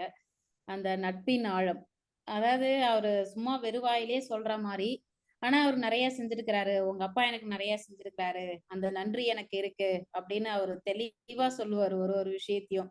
அதெல்லாம் கேட்டு, அதாவது அந்த காலம் முதல் இந்த காலம் வரை நட்பா இருக்கிறவங்கள சில பேர்லாம் பிரிக்கிறதுக்கு ட்ரை பண்ணிட்டே இருப்பாங்க. அந்த மாதிரி சில விஷயங்கள் நடந்துகிட்டு தான் இருக்கு. எனக்கு நிறைய நம்பர் நடந்திருக்கு. ஒரே நிமிஷம். சொல்லுங்க மேம். 3 நிமிஷத்துல இப்ப முடிய போகுது மேம். முடிஞ்சதுக்கு அப்புறம் எல்லாருமே இந்த லிங்கை கிளிக் பண்ணி வந்துடுங்க. Okay ma'am. சமயம் இந்த 6 நிமிஷம் 7 நிமிஷம் எடுக்குது. கொஞ்சம் தயவு செஞ்சு பொறுத்து வந்துடணும். ஓகே ஓகே, கண்டிப்பா. அதுக்கப்புறம் அதாவது இவங்க அப்புறம் மேடம் அவங்க படிச்ச புத்தகங்களை பத்தி ஒரு சின்னதா சொல்ல போறாங்க. அதுவும் நம்ம பார்க்கலாம். கண்டிப்பா மேம். அதாவது இங்க நட்பை பத்தி ரொம்ப தெளிவா சொல்லியிருக்கிறாரு. அது எனக்கு அதாவது இவன் நினைப்பான் நம்ம அவரை பத்தி நிறைய தப்பு தப்பா பேசிட்டோம், என்ன நினைக்க போறாரோ, இவர் ஆனா இவ்வளோ ஒரு ஆதங்கத்தோட பேசிட்டு வராரே, என்னடா இது, இவர் வேணவே வேணான்னு சொல்லிட்டு ஊரை விட்டு வந்தோம், ஆனா இவர் மறுபடியும் வராரு, என்ன நடக்க போதோ அப்படின்னு அவர் பயந்து பயந்து போவாரு. ஆனா அப்பெல்லாம் அந்த நட்புன்றது ரொம்ப ஆழமா இருக்கும். அவங்க அந்த சின்ன சின்ன விஷயங்கள் கூட நம்ம மனசுக்குள்ள பதிஞ்சிருக்கும். நமக்கு அது பேசியிருக்காங்க, நம்மளை பத்தி இவ்வளவு சொல்லியிருக்காங்க, அதனால அவங்களுடைய ஒரு நல்ல எண்ணம் கண்டிப்பா இருக்கும்ல, அத மாதிரி அவங்களுக்குள்ள இருக்கும். இவன் ஆனா வேற மாதிரி நினைச்சு போவான். அந்த அம்மா சொன்ன உடனே இவனுக்கு அப்படியே அதிர்ச்சியா இருக்கும். அப்படிதான் முடிச்சிருப்பாங்க. இப்பவும் அப்படிதான். அதாவது யாராவது ஒருத்தவங்க நட்பா இருக்கிறவங்க பத்தி ரொம்ப தப்பா பேசியிருப்பாங்க. ஆனாலும் நமக்கு மனசுக்குள்ள ஒரு உறுத்தல் இருக்கும். ஆனா அவங்க நம்ம அவங்களுடைய கெட்ட பழக்கம் நமக்கு தெரிஞ்சிருக்கும். ஆனாலும் தெரிஞ்சுதான் அவங்களோட நம்ம பழகுவோம். அதை கண்டிப்பா எடுத்துட்டு இருப்போம். மத்தவங்க சொல்றதை எடுத்துக்கவே கூடாது. நட்புன்றது அதுதான். பிளஸ் ஆர் மைனஸ் கண்டிப்பா இருக்கதான் செய்யும். ஆனாலும் அவங்க நமக்கு ஹெல்ப் பண்ணிருப்பாங்க. அது அந்த நட்புல பார்க்கவே கூடாது. எதுவா இருந்தாலும் தெளிவா பேசிட்டா அந்த நட்பு காலங்காலமா தொடர்ந்துகிட்டே இருக்கும் அப்படின்றது என்னுடைய கருத்து மேம். அதை அந்த நட்பினுடைய ஆழத்தை அவர் சொல்லியிருக்காங்க. அது எனக்கு ரொம்ப பிடிச்சிருந்தது. வேற என்ன சொல்லலாம்? பார்க்கலாம் மேம். நீங்க தொடர்ந்து சொல்லுங்க, யோசிக்கலாம். நான் சொல்றேன். கண்டிப்பா இந்த அப்பாவின் சிநேகிதர் நான் ஏன் தேர்ந்தெடுத்தேன்னா, எனக்கு அந்த அந்த தலைப்பே ரொம்ப பிடிச்சிருந்தது. நம்ம எல்லாருக்குமே நம்ம அப்பாவினுடைய தோழர்களை தெரியும். அப்ப நம்மளையும் அறியாம நம்ம அவங்களுமே ஒரு பெரியப்பா மாதிரி, ஒரு சித்தப்பா மாதிரி தான் நம்ம குடும்பத்துல இருப்பாங்க. அந்த மாதிரி எனக்குமே எங்க அப்பாவுக்கு சரிசமமா எங்க அப்பாவுக்கு நிறைய நண்பர்கள் இருந்தாலும், என் கூட அதிகமா பேசி அளவளாவிய ஒ ஒருத்தர். அண்ணான்னு தான் நம்ம அப்பலாம் கூப்பிடுவோம் இல்லையா? அப்பாவோட நண்பர்கள நம்ம அப்பலாம் அண்ணன் தான் கூப்பிடுவோம். ஆனாலும் எங்க அப்பாவுக்கு ஒண்ணுன்னா எப்படி கஷ்டமும், அழுகையும் வருமோ, அதே மாரியே அவருக்கு வந்தாலும் எனக்கு கஷ்டமும், அழுகையும் வரும். எப்பவுமே அதாவது நானே நெனச்சு பார்த்துருக்கேன். என்னையும் மீறி அவங்க மேலலாம் எப்படி இருக்கு அப்படின்னு. அதுக்கு காரணம் என்னன்னா, நம்ம அப்பா அவங்களுடைய நட்பு பாராட்டுற விதமும், அவங்க என்ன அவங்கள பத்திலாம் நம்மகிட்ட நல்ல விதமா சொல்றதுனால தானே, நம்மளுக்கு அவங்க மேல ஒரு அளப்பரிய அன்பு வருது. அவங்களுக்கு ஏதாச்சும் ஒண்ணுன்னா ரொம்ப கஷ்டமா இருக்கு. அதெல்லாம் யோசிச்சிருக்கேன். எப்பவுமே எல்லாருக்குமே அப்பாவுடைய நண்பர்கள் ரொம்பவே நம்மளுக்கும் நெருக்கம் தான். அதுவும் குறிப்பா பொம்பள பிள்ளைங்க. இப்ப நான்லாம் பார்த்தீங்கன்னா, எங்க அப்பாவோடயே சுத்திக்கிட்டு இருப்பேன். அதனால எங்க அப்பாவோட நண்பர்கள் எல்லார்கிட்டயும் நானும் பேசுவேன். அது மாரி இருக்கும். சின்ன வயசுல இருந்தே.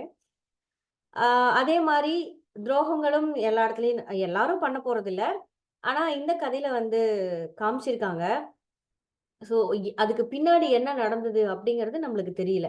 ஆனா அவரு அவர் சையது மாமா பேசுறத வச்சு பார்க்கும்போது, அவர் ஏதோ பெருசா தப்பு பண்ணல அப்படிங்கிற மாதிரி இருக்கு.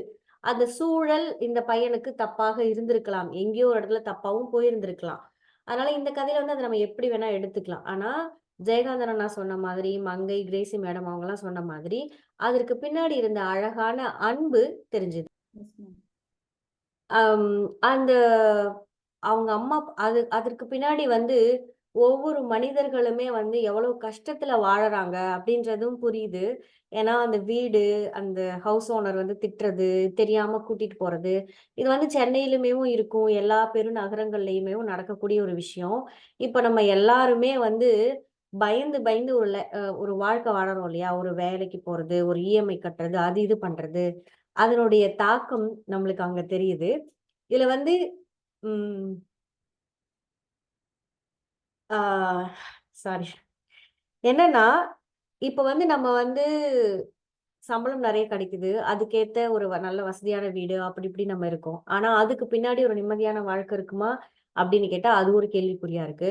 சரி அந்த காலத்துல எப்படி இருந்தது அப்படின்னு பார்க்கும்போது, இந்த கதைய பார்க்கும்போது தெரியுது. அந்த காலத்துலயும் அவங்களுக்கும் ஒரு கஷ்டம் இருக்கு. அப்ப எல்லா காலத்துலயும் ஏதோ ஒரு மனிதர்கள சுத்தி ஏதோ ஒரு பிரச்சனை இருக்கதான் செய்யுது அப்படிங்கிறது. அதே மாரி அவ்வளோ சின்ன வீடு, அத பத்தி சொல்லும்போது ரொம்பவே மனசுக்கு நெருடலா இருந்தது. அந்த மாரி அந்த காலத்துலயும் இந்த மாதிரி கஷ்டங்கள் நெறைய பட்டுட்டு தான் இருக்கோம். ஆம்.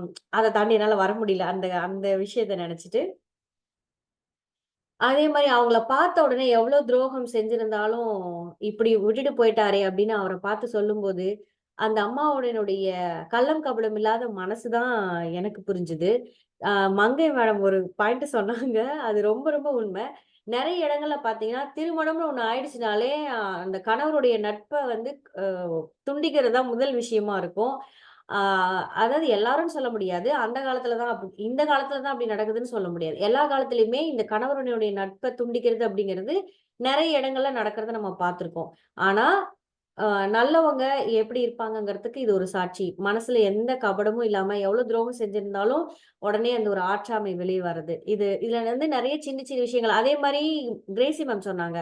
"என்னதான் பண்ணியிருந்தாலும் அவர் மேல இருந்த ஒரு மரியாதைய பார்த்தீங்களா?" அப்படின்னு. உண்மை. அவ்ளோ அவர் வந்து துரோகம் செஞ்சிருக்கிற மாரி தான் இந்த பையனுக்கு தெரியுது. துரோகம் செஞ்சிருக்காரு. ஆனா, அவர பார்க்கும்போது ஒரு மரியாதை இல்லாம பேசல. எதுவும் பேசல. கத்துறதோ, கோவப்படுறதோ மரியாதையில தான் பேச மாரி ஆகாது. ஏன்னா, அந்த அவங்களுக்கு நடந்த விஷயங்கள் அப்படி. அதனால அவங்க கோவப்பட்டுருக்காரு. ஆனாலும் ஒரு மரியாதையா, "நான் இப்ப எப்படி கூட்டிட்டு போவேன்? உங்கள பத்தி நான் எங்க அம்மாகிட்ட தப்பா சொல்லியிருக்கேன். எப்படி கூட்டிட்டு போவேன்?" அப்படின்றது. அதே மாரி இந்த காலத்துல நட்பு எப்படி இருக்கு அப்படின்னு பார்த்தா, "நீ அங்க இருக்கியா? நான் இங்க இருக்கேன். ஹாய், பாய்." அவ்வளோதான். அதே மாரி எதுலயுமே வந்து பெருசா கலந்துக்கிறது இல்ல. "சொன்னியா? ஓகே. சொல்ட்டியா? ஓகே. இது பண்ணு." அப்படின்னு சொல்லிட்டு ஒரு ஒரு ஒட்டும் ஒட்டாத நட்பு தான் பெரிய அளவுல இருக்கு. எல்லாரும் இல்ல. பெரிய அளவுல இருக்கு. அத பார்க்கும்போது அந்த காலத்திய நட்பு, எதுவுமே யோசிக்காத ஒரு நட்பு, எந்த காசு பணத்த யோசிக்காத ஒரு நட்பு, இதெல்லாம் வந்து கிடைச்சது வந்து அ புண்ணியம் அப்படின்னு சொல்லலாமா? எப்படின்னு சொல்றதுன்னு தெரியல. இப்போ ஒரு ஹீலர் பாஸ்கர் அவர்கள் கூட சொன்னாரு, "கடைசியா சந்தோஷமா இருந்த ஒரு தலைமுறைனா அது நம்ம தான்" அப்படின்னு. அது ஒரு வகையில சரிதான். இந்த காலத்து பிள்ளைங்களுக்கு எப்படி வாழணும்னு தெரியுது. அவங்கள சூழலுக்கு தள்ளப்பட்டுறாங்க. அது வந்து நம்மலாம் வந்து காலேஜ் இன்ன வரைக்குமே கூட வாழ்க்கை நம்மள நெறைய பேருக்கு தெரியாது. ரொம்ப இன்னசென்ஸா தான் இருந்திருப்போம். திரும்பி வரும்போது தான் என்னடா நம்ம இப்படி பண்றோம்ன்னு இருக்கும். ஆனா இந்த காலத்து பிள்ளைங்களுக்கு யார்கிட்ட எப்படி பேசணும், எப்படி நடந்துக்கணும், எந்த அளவுக்கு ஒரு பவுண்டரி செட் பண்ணணும் எல்லாம் தெரியுது. ஆ அது சரியான விஷயங்களா இருந்தாலும் நம்மள மாதிரி அவங்க யோசிச்சு யோசிச்சு பழகுறதுங்கிறது வந்து அவங்களுக்குமே அது கஷ்டம் தான். அத வந்து தவிர்க்கவே முடியாது. வேற யாராவது இத பத்தி சொல்ல விரும்புறீங்களா? நம்ம கற்பனை பண்ணி படிக்கிறது தான் வந்து மைண்ட்ல இருக்கு. அதுதான் வந்து உண்மை. நம்ம வந்து திங்க் பண்ணி அது வந்து படிச்சிருப்போம்ல. ஆனா இப்ப படத்த போட்டு இப்டி இப்டி ஸ்வைப் பண்ணி விட்டுட்டு போயிடுறாங்க. அது மைண்ட்ல இருக்கிறதே இல்ல. எப்பப்ப வேணுமோ அப்பப்ப போய் அந்த டேட்டாவ எடுத்து அப்பப்ப படிச்சுட்டு அப்பப்ப மறந்துடுறாங்க. அது சுத்தமா இருக்கிறதே இல்ல. இது வந்து நட்புக்கும். அப்பப்ப அந்தந்த கிளாஸ்ல மட்டும் தான் ஃப்ரெண்டு. இவங்க யாரும் நட்பே வச்சுக்கிறதே இல்ல மேம். பசங்க கூட பேசுறதே இல்ல. போறாங்க, வராங்க. இப்போ ஒரு நாள் லீவு. ஏதாவது நடந்தது கேட்கணும்னா, அவங்க யாரோடைய கான்டாக்டும் கிடையாது. ஆ இன்னும் சொல்லப்போனா டீச்சர்ட்ட கூட போய் கேட்க மாட்டேங்கிறான். இப்ப கிளாஸ்ல போய் பார்த்துக்கலாம். அப்படின்ற மாரி ஒரு உதாசீனம். நம்ம வந்து அத தெரிஞ்சுக்கணும், கத்துக்கணும் அப்படின்ற எண்ணமே கிடையாது. அண்ணா இவங்களால ஐடென்டிஃபை பண்ண முடியல சில நேரத்துல. வளர்ந்த பிறகும் அவங்களால எது வந்து யார்ட்ட பழகணும், எப்படி பழகணும், என்னென்ன பேசணும் எதுவுமே தெரியுதுல்ல. அப்படியே போறாங்க. அந்த கேம பத்தியே பேசுறாங்க. திரும்பி அப்படியே வராங்க. ஏதாவது ஒரு அர்ஜென்ட், ஒரு எமர்ஜென்சி வேணும், ஏதாவது கேட்கணும்னா கூட இவங்களுக்குலாம் அந்த மாரி கான்டாக்ட்ன்றதே கிடையாது. அதெல்லாம் நினைக்கிறப்ப ரொம்ப கஷ்டமா இருக்கு மேம். எல்லாம் பார்த்துக்கலாம், எல்லாம் பார்த்துக்கலாம். இப்படிதான் போறாங்க. இல்லன்னா வீட்ல உட்காந்து பெற்றோர வந்து நச்சரிக்க வேண்டியது. மத்தபடி கிளாஸ்ல போய் கேட்கணும். அந்த மாரி ஒரு கம்யூனிகேஷனே கிடையாது இப்ப. தெரியல. இது எந்த அளவுக்கு போகுது அப்டின்ட்டு. இத நினைச்சு சந்தோஷப்படுறதா, கஷ்டப்படுறதா? கஷ்டப்பட்டுன்னு தான் உட்கார்ந்துருக்கேன் நானு. மாறிடுவாங்க. கவலைப்படாதீங்க. இப்ப இருக்க இப்ப சொல்லுங்கண்ணா. இந்த கதையில இந்த காலத்தை பத்தி சொல்லும்போது சொல்றேன். ஆமா, இன்னொரு பாயிண்ட் நம்ம விட்டுட்டோம்னு நினைக்கிறேன். அதுல ஒரு அழகா ஒரு வார்த்தை சொல்லுவாங்க தெரியுங்களா? அஞ்சையாவா யாரோ ஒருத்தர் இருப்பாரு இல்லைங்களா? அது வந்து அஞ்சையாவுடைய காலம், இது வந்து சையதுடைய காலம்னு சொல்லுவாங்க. அது ஓகே. ஆக்சுவலா பாத்தீங்கன்னா சையது வந்து அந்த நிஜாம்னு சொல்லுவாங்க இல்லைங்களா? நிஜாமுக்கு ஆதரவா இருப்பாரு. அப்ப அவர் ரொம்ப செல்வாக்கா இருப்பாரு அவருடைய காலத்துல. அப்புறம் வந்து சுதந்திரத்துக்கு பின்னாடி பாத்தீங்க அப்படின்னா, இந்த ராணுவ படைகள் உள்ள வந்து இந்தியா வந்து மக்களாட்சி முறைக்கு மாறிடுது. அதை வந்து கைப்பற்றிடுறாங்க. அப்ப வந்து அழகா சொல்லியிருப்பாரு. அந்த கால மாற்றத்தையும் சொல்லியிருப்பாங்க. அதாவது எப்படின்னா, இவர் கையில எண்றதுக்கு கூட இல்லாத அளவுக்கு நிறைய பணங்கள் கையிலயும் சட்டப்பையிலயும் இருக்கு. அதுக்கப்புறம் பாத்தீங்கன்னா, இப்ப வந்து சட்டப்பையில எதுவுமே இல்லை அப்படிங்கிற மாதிரி காட்டியிருப்பாப்ல. இவர் வச்சதுதான் சட்டம் அப்படிங்கிற அளவுக்கு நிஜாமுடைய காலத்துல இருந்திருப்பாரு. அதுக்கப்புறம் பாத்தீங்கன்னா, அந்தப்ப அஞ்சையான்னு ஒருத்தர் இருப்பாரு. அவரை வந்து இவரு மேபி கொஞ்சம் ஆதிக்கம் செலுத்தி இருப்பாரு. ஆஃப்டர் சுதந்திரத்துக்கு அப்புறம் பாத்தீங்கன்னா, அஞ்சையா வந்து ஒரு அரசு உயர் அதிகாரி ஆயிடுறாரு. ரேஷன் கடைக்கு வந்துடுறாரு. இப்ப இவருக்கு ரேஷன் கார்டு கொடுக்கறதுக்கு வந்து அஞ்சையா கொடுக்க மாட்டாப்ல. அதாவது அது வந்து அவருடைய காலம். சையதுடைய காலம். இது வந்து அஞ்சையாவுடைய காலம் அப்படின்னு சொல்லியிருப்பாங்க. காலங்களும் மாறிக்கிட்டே இருக்கு அப்படிங்கிறது இந்த கதையில ஒரு இடத்துல காலத்து சொல்லியிருப்பாரு. அந்த காலத்துல தான் இப்படி, இந்த காலத்துல இப்படி, நாங்கலாம் இந்த காலத்துல வந்து சரியில்ல அப்படி நான் அந்த விஷயத்துல மீன் பண்ணல. அந்த அதான். அறிவுங்கிற அந்த விஷயத்த மட்டும் தான் நான் சொல்றேன். ஏன்னா யாருமே தவறா எடுத்துக்க நம்ம வந்து அந்த காலத்துல நல்லா இருந்தது, இந்த காலத்துல இப்படி இருக்கு அப்படின்னு நம்ம அந்த மாரி சொல்ற மாரி அதான். போயிடுச்சுன்னு நினைக்கிறேன் நானு. அப்படி இல்ல. அந்த அறிவு மாற்றம், நாகரிக மாற்றம் எந்த மாதிரி நட்பு விஷயத்துல இருக்கு, மனிதர்கள் விஷயத்துல இருக்குன்னா, மத்தபடி இந்த காலத்துல இருக்கிற மாரி மனிதர்கள் அந்த காலத்துலயும் இருந்திருக்காங்க. அந்த காலத்துல இருக்கிற மாரி இந்த காலத்துலயும் இருக்காங்க. அதுல இந்த மனித பண்புகள்ல எந்த மாற்றமும் இல்ல. Okay. ஐயா நீங்க ஏதாவது சொல்ல விரும்புறீங்களா? ஐயா சொல்லுவாங்க கண்டிப்பா. ஐயா கைசால் சான்றோர் ஜெயகாந்தன் ஐயா, அம்மா மங்கை அம்மா எல்லாம் கருத்துக்கு நிகரா நான் அவரை ஏன்னா அவங்க தர கருத்தை தான் நான் ஒவ்வொன்றும் பார்த்து அனைத்தும் எதை எடுத்து வைக்கிறதுன்னு யோசனை பண்றேன். எல்லாமே நல்லா இருக்குது. அத்தகைய கருத்துக்களை தருகிறார்கள். மனித வாழ்க்கையில் ஒன்று மற்றும் உறுதி என்று என்க சிற்றறிவுக்கு எட்டியதாக எண்ணுகிறேன். காக்கை நம்மோடு பழகும், நம் தருகின்ற உணவை எடுத்துக்கொள்ளும். ஆனால் நம் கையிடம் வந்து உணவை பெறாது, நம்மளை நம்பாது. நான் அறிவு குறைவான இருக்கின்ற ஒரு பறவையை நாம் தருகின்ற உணவை எல்லாம் எடுத்துக்கொள்ளும். ஆனால் ஒரு கணமும் மனிதனை நம்பாது. ஆனால் எந்த நொடி கணத்தில நம்மளுக்கு தீங்கு விளைவித்து விடுவார் என்று நம்புகிறார். மனிதன் பரிமாண வளர்ச்சியின் பயணத்தை நோக்கி சென்று கொண்டிருக்கிறார். ஆடை அற்று ஒழுக்க வாழ்வியலிலே குலைந்து இருந்த மனிதர்கள் ஒவ்வொரு சிந்தனை ஆற்றல் 6ஆம் அறிவை தொட்டதினால், கல்வி அறிவும் சிந்தனை ஆற்றல் கூடியதனால் அறிவின் பயணங்களாக சென்று கொண்டிருக்கும்.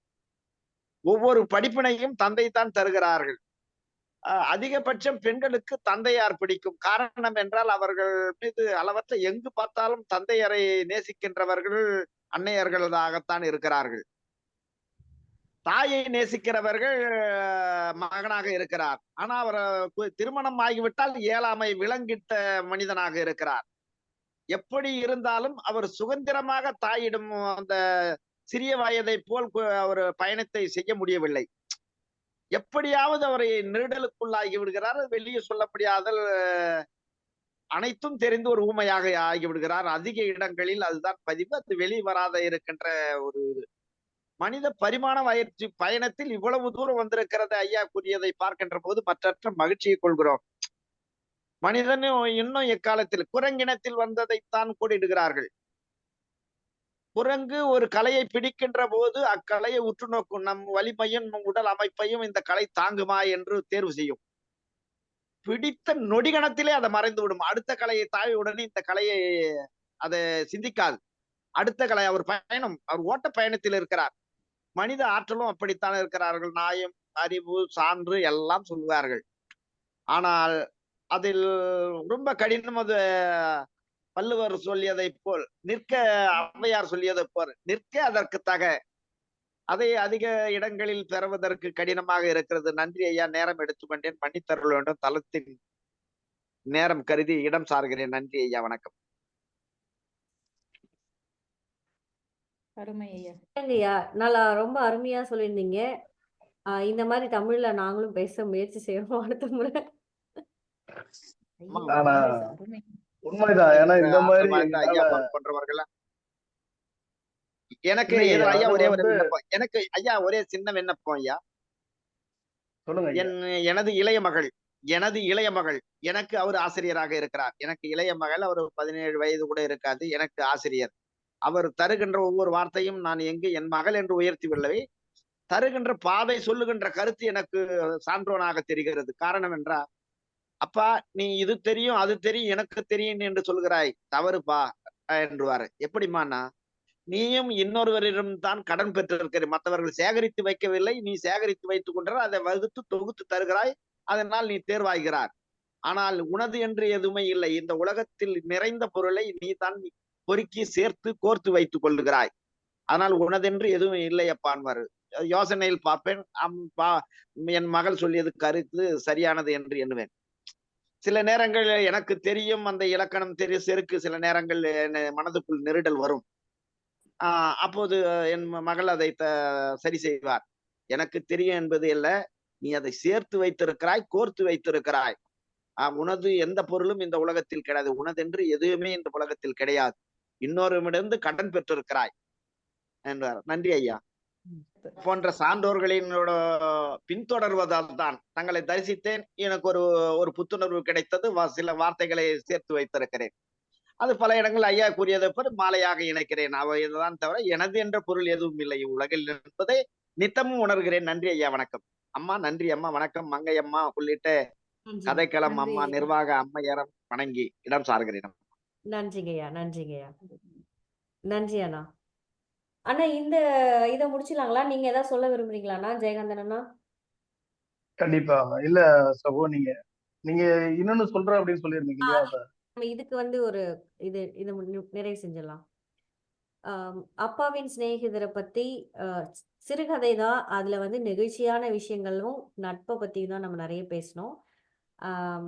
இது வந்து நம்முடைய 12வது 2023 13வது 12வது சிறுகதை. இது வரைக்கும் ஒத்துழைப்பு கொடுத்த அனைவருக்கும் நன்றி. குறிப்பா அதுல நான் சிறப்பு நன்றியா ஜெயகாந்தன் அண்ணனுக்கு நான் சொல்லியே ஆகணும். நன்றி அண்ணா. அப்புறம் நன்றி. நன்றி.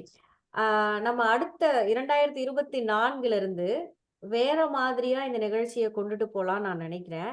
என்ன அப்படின்னா, இப்போ வந்து ஒரு சிறுகதையை கொடுத்துட்டு நம்ம படிச்சோம். அடுத்த தடவைலாம் வந்து அவங்களுக்கு படித்த புத்தகங்களையோ கதைகளையோ அதை பத்தி அவங்க என்ன நினைக்கிறாங்கிறதையோ பகிர்ந்துக்க விரும்பலாம் அப்படின்னு நினைச்சிட்டு இருக்கேன். மங்கை மேடம் வந்து அண்ணா நம்ம வெள்ளிக்கிழமை வந்து ஒரு நிகழ்ச்சி நடத்தணும் இல்லையா? அதுல வந்து மங்கை மேம் வந்து எத்தனை புத்தகம் வந்து படிச்சிருக்கேன் அப்படின்னு சொன்னாங்க. நான் வந்து கண்டிப்பா அதை பத்தி எங்களுக்கு பகிர்ந்துக்கோங்க, படிக்கணும்னு நினைக்கிறவங்களுக்கு எங்களுக்கு வந்து உதவியா இருக்கும், என்னென்ன புத்தகங்கள் படிக்கலாம் அப்படின்னு சொல்லிட்டு. அதனால அவங்க வந்து ஒரு வீடியோ பண்ணி அவங்க வந்து அமைச்சிருக்காங்க. அதை நான் ஷேர் பண்றேன். அதை பத்தி அவங்க அப்புறமா நம்ம கிட்ட சொல்லுவாங்க. போதும், இனி தெளிந்து துணிந்து மீண்டிட வேண்டும். மழலை மனம் மாறாத உன்னை வன்புணர வருவோனாயின் மாற வேண்டியது அவனே. மாற்றம் காண்போம் இனிமே. அடுத்த அடியை நீ எடுத்து வைத்தால் 1000 கதவுகள் திறந்திடும் உனக்கு. அழுகை அதை நீ துடைத்தெறிந்தால் ஆடவர் திமிரும் அடங்கிடும். வலியது மட்டுமே பிழைத்திருக்கும் விதி என்று தேங்கி விடாமல் வீரம் கொண்டு வெளிவா பெண்ணே. பயந்து பணிந்து மிரண்டது போதும், இனி தெளிந்து துணிந்து மீண்டிட வேண்டும். மழலை மனம் மாறாத உன்னை வன்புணர வருவோனாயின் மாற வேண்டியது அவனே. மாற்றம் காண்போம் இனிமே. அடுத்த அடியை நீ எடுத்து வைத்தால் 1000 கதவுகள் திறந்திடும் உனக்கு. அழுகை அதை நீ துடைத்தெறிந்தால் ஆடவர் திமிரும் அடங்கிடும். வலியது மட்டுமே பிழைத்திருக்கும் விதி என்று தேங்கி விடாமல் வீரம் கொண்டு வெளிவா பெண்ணே. பயந்து பணிந்து மிரண்டது போதும், இனி தெளிந்து துணிந்து மீண்டிட வேண்டும். மழலை மனம் மாறாத உன்னை வன்புணர வருவோனாயின் மாற வேண்டியது அவனே. மாற்றம் காண்போம் இனிமே. அடுத்த அடியை நீ எடுத்து வைத்தால் 1000 கதவுகள் திறந்திடும் உனக்கு.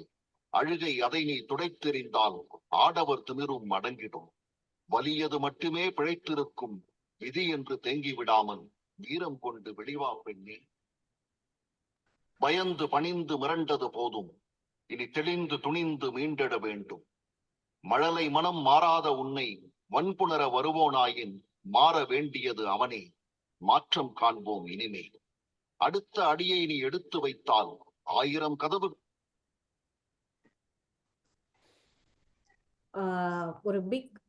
ஒரு பெரிய கைத்தட்டலுக்கு உரியவர்கள் நம்ம மங்கை மேடம் அவர்கள். ஒரே வருடத்துல இந்த வருடத்துல படித்த புத்தகங்கள் அத்தனையும் அவங்க அதுல போட்டிருந்தது. அத அந்த பத்தி புத்தகங்கள் எல்லாமே பாத்தீங்கன்னா எல்லாமே கேள்விப்பட்ட புத்தகம். நான் எல்லாத்தையும் படிக்கல, பட் எல்லாமே மிக சிறந்த புத்தகங்கள். கதைகள் புத்தகங்களா தெரியும். அந்த புத்தகங்களை பத்தி ஒவ்வொரு வரியில எதை பத்தினது அப்படின்றத மங்கை மேம் இப்ப வந்து நம்மளோட பகிர்ந்துப்பாங்க. Okay ma'am, thank you. First book வந்து நான் வந்து படிக்கிறதுல ரொம்ப இன்ட்ரெஸ்ட் எனக்கு. நான் அப்படியே படிச்சுட்டே இருப்பேன். ஃபர்ஸ்ட் கல்கியோட புக் மட்டுமே படிச்சிருந்தேன். கிட்டத்தட்ட ஒரு 2 வருஷத்துக்கு முன்னாடி வரைக்கும் வேற எந்த புக்கையும் படிச்சதே இல்லை. எனக்கு வேற யாரோடைய நடையும் பிடிச்சதே இல்லை. நான் ரெட் ஃபோர்ட்னு ஒரு குழுல போய் ஜாயின் பண்ண பிறகுதான் எல்லாரோடைய ஆத்தரையும் படிக்க ஆரம்பிச்சேன். ஆனா அதுக்கு முன்னாடி எங்க வீட்டுக்காரர் சொல்லிட்டு இருந்தாரு, நீ எல்லா ஆத்தரையும் படி, நிறைய புக்கு வாங்கி கொடுத்தாங்க, ஜஸ்ட் படிக்கணுமேன்னு படிச்சுட்டு இருந்தேன். அப்புறம் ரெட் ஃபோர்ட்ல வந்த பிறகுதான் ஒவ்வொரு புக்லயும் ஒரு ஆழ்ந்த கருத்து இருக்கு, அதுல இவ்வளோ விஷயம் இருக்குன்னு தெரிஞ்சு அதுக்கப்புறம் தான் எல்லா புக்குமே நான் படிக்க ஆரம்பிச்சேன். அதுல போன வருஷத்தோட கண்டினியூட்டி தான் சிறுகதை கல்கியோடைய சிறுகதை தொகுப்பு 1, அதுல இருந்து 2ல இருந்து ஆரம்பிச்சிருக்கேன் பாருங்க. சிறுகதை பாகம் 2 கல்கியோட புக்கு. அதுல வந்து எல்லாம் அவருடைய நடையில நிறைய சிறுகதை இருக்கு. நிறைய அந்த நாட்டு, அதாவது அவர் வந்து சமுதாயத்தை ஒட்டியே கதை சொல்லியிருப்பாரு. அவ்வளோ எல்லா கதையும் ரொம்ப சிறப்பா இருக்கும். பாகம் 2ல மொத்தமா வந்து 75 கதை கல்கியோடைய சிறுகதைகள். ஒரு கதையும் 50 பேஜ் இருக்கும். அதுவே ஒரு சிறு குறு நாவல் மாதிரிதான் இருக்கும் ஒரு கதையும். அது ஒண்ணு. அடுத்து வந்து யவனராணி, அதுவும் பாருங்க, அதுல போன வருஷம் பாகம் 1 படிச்சுட்டேன், இந்த வருஷம் பாகம் 2 படிச்சிருக்கேன். அது அந்த கடல் பயணம் அதை பத்தி சொல்லக்கூடிய கதை. அது அவருடைய சாண்டிலியன் ஆசிரியர், அவருடைய புக்கு. அதுக்கு அடுத்து பாத்தீங்கன்னா என்ன கல்கியில இருந்து வேற உலகத்துக்கு கொண்டு வந்தது வேல்பாரி, சு வெங்கடேசனுடைய புக்கு.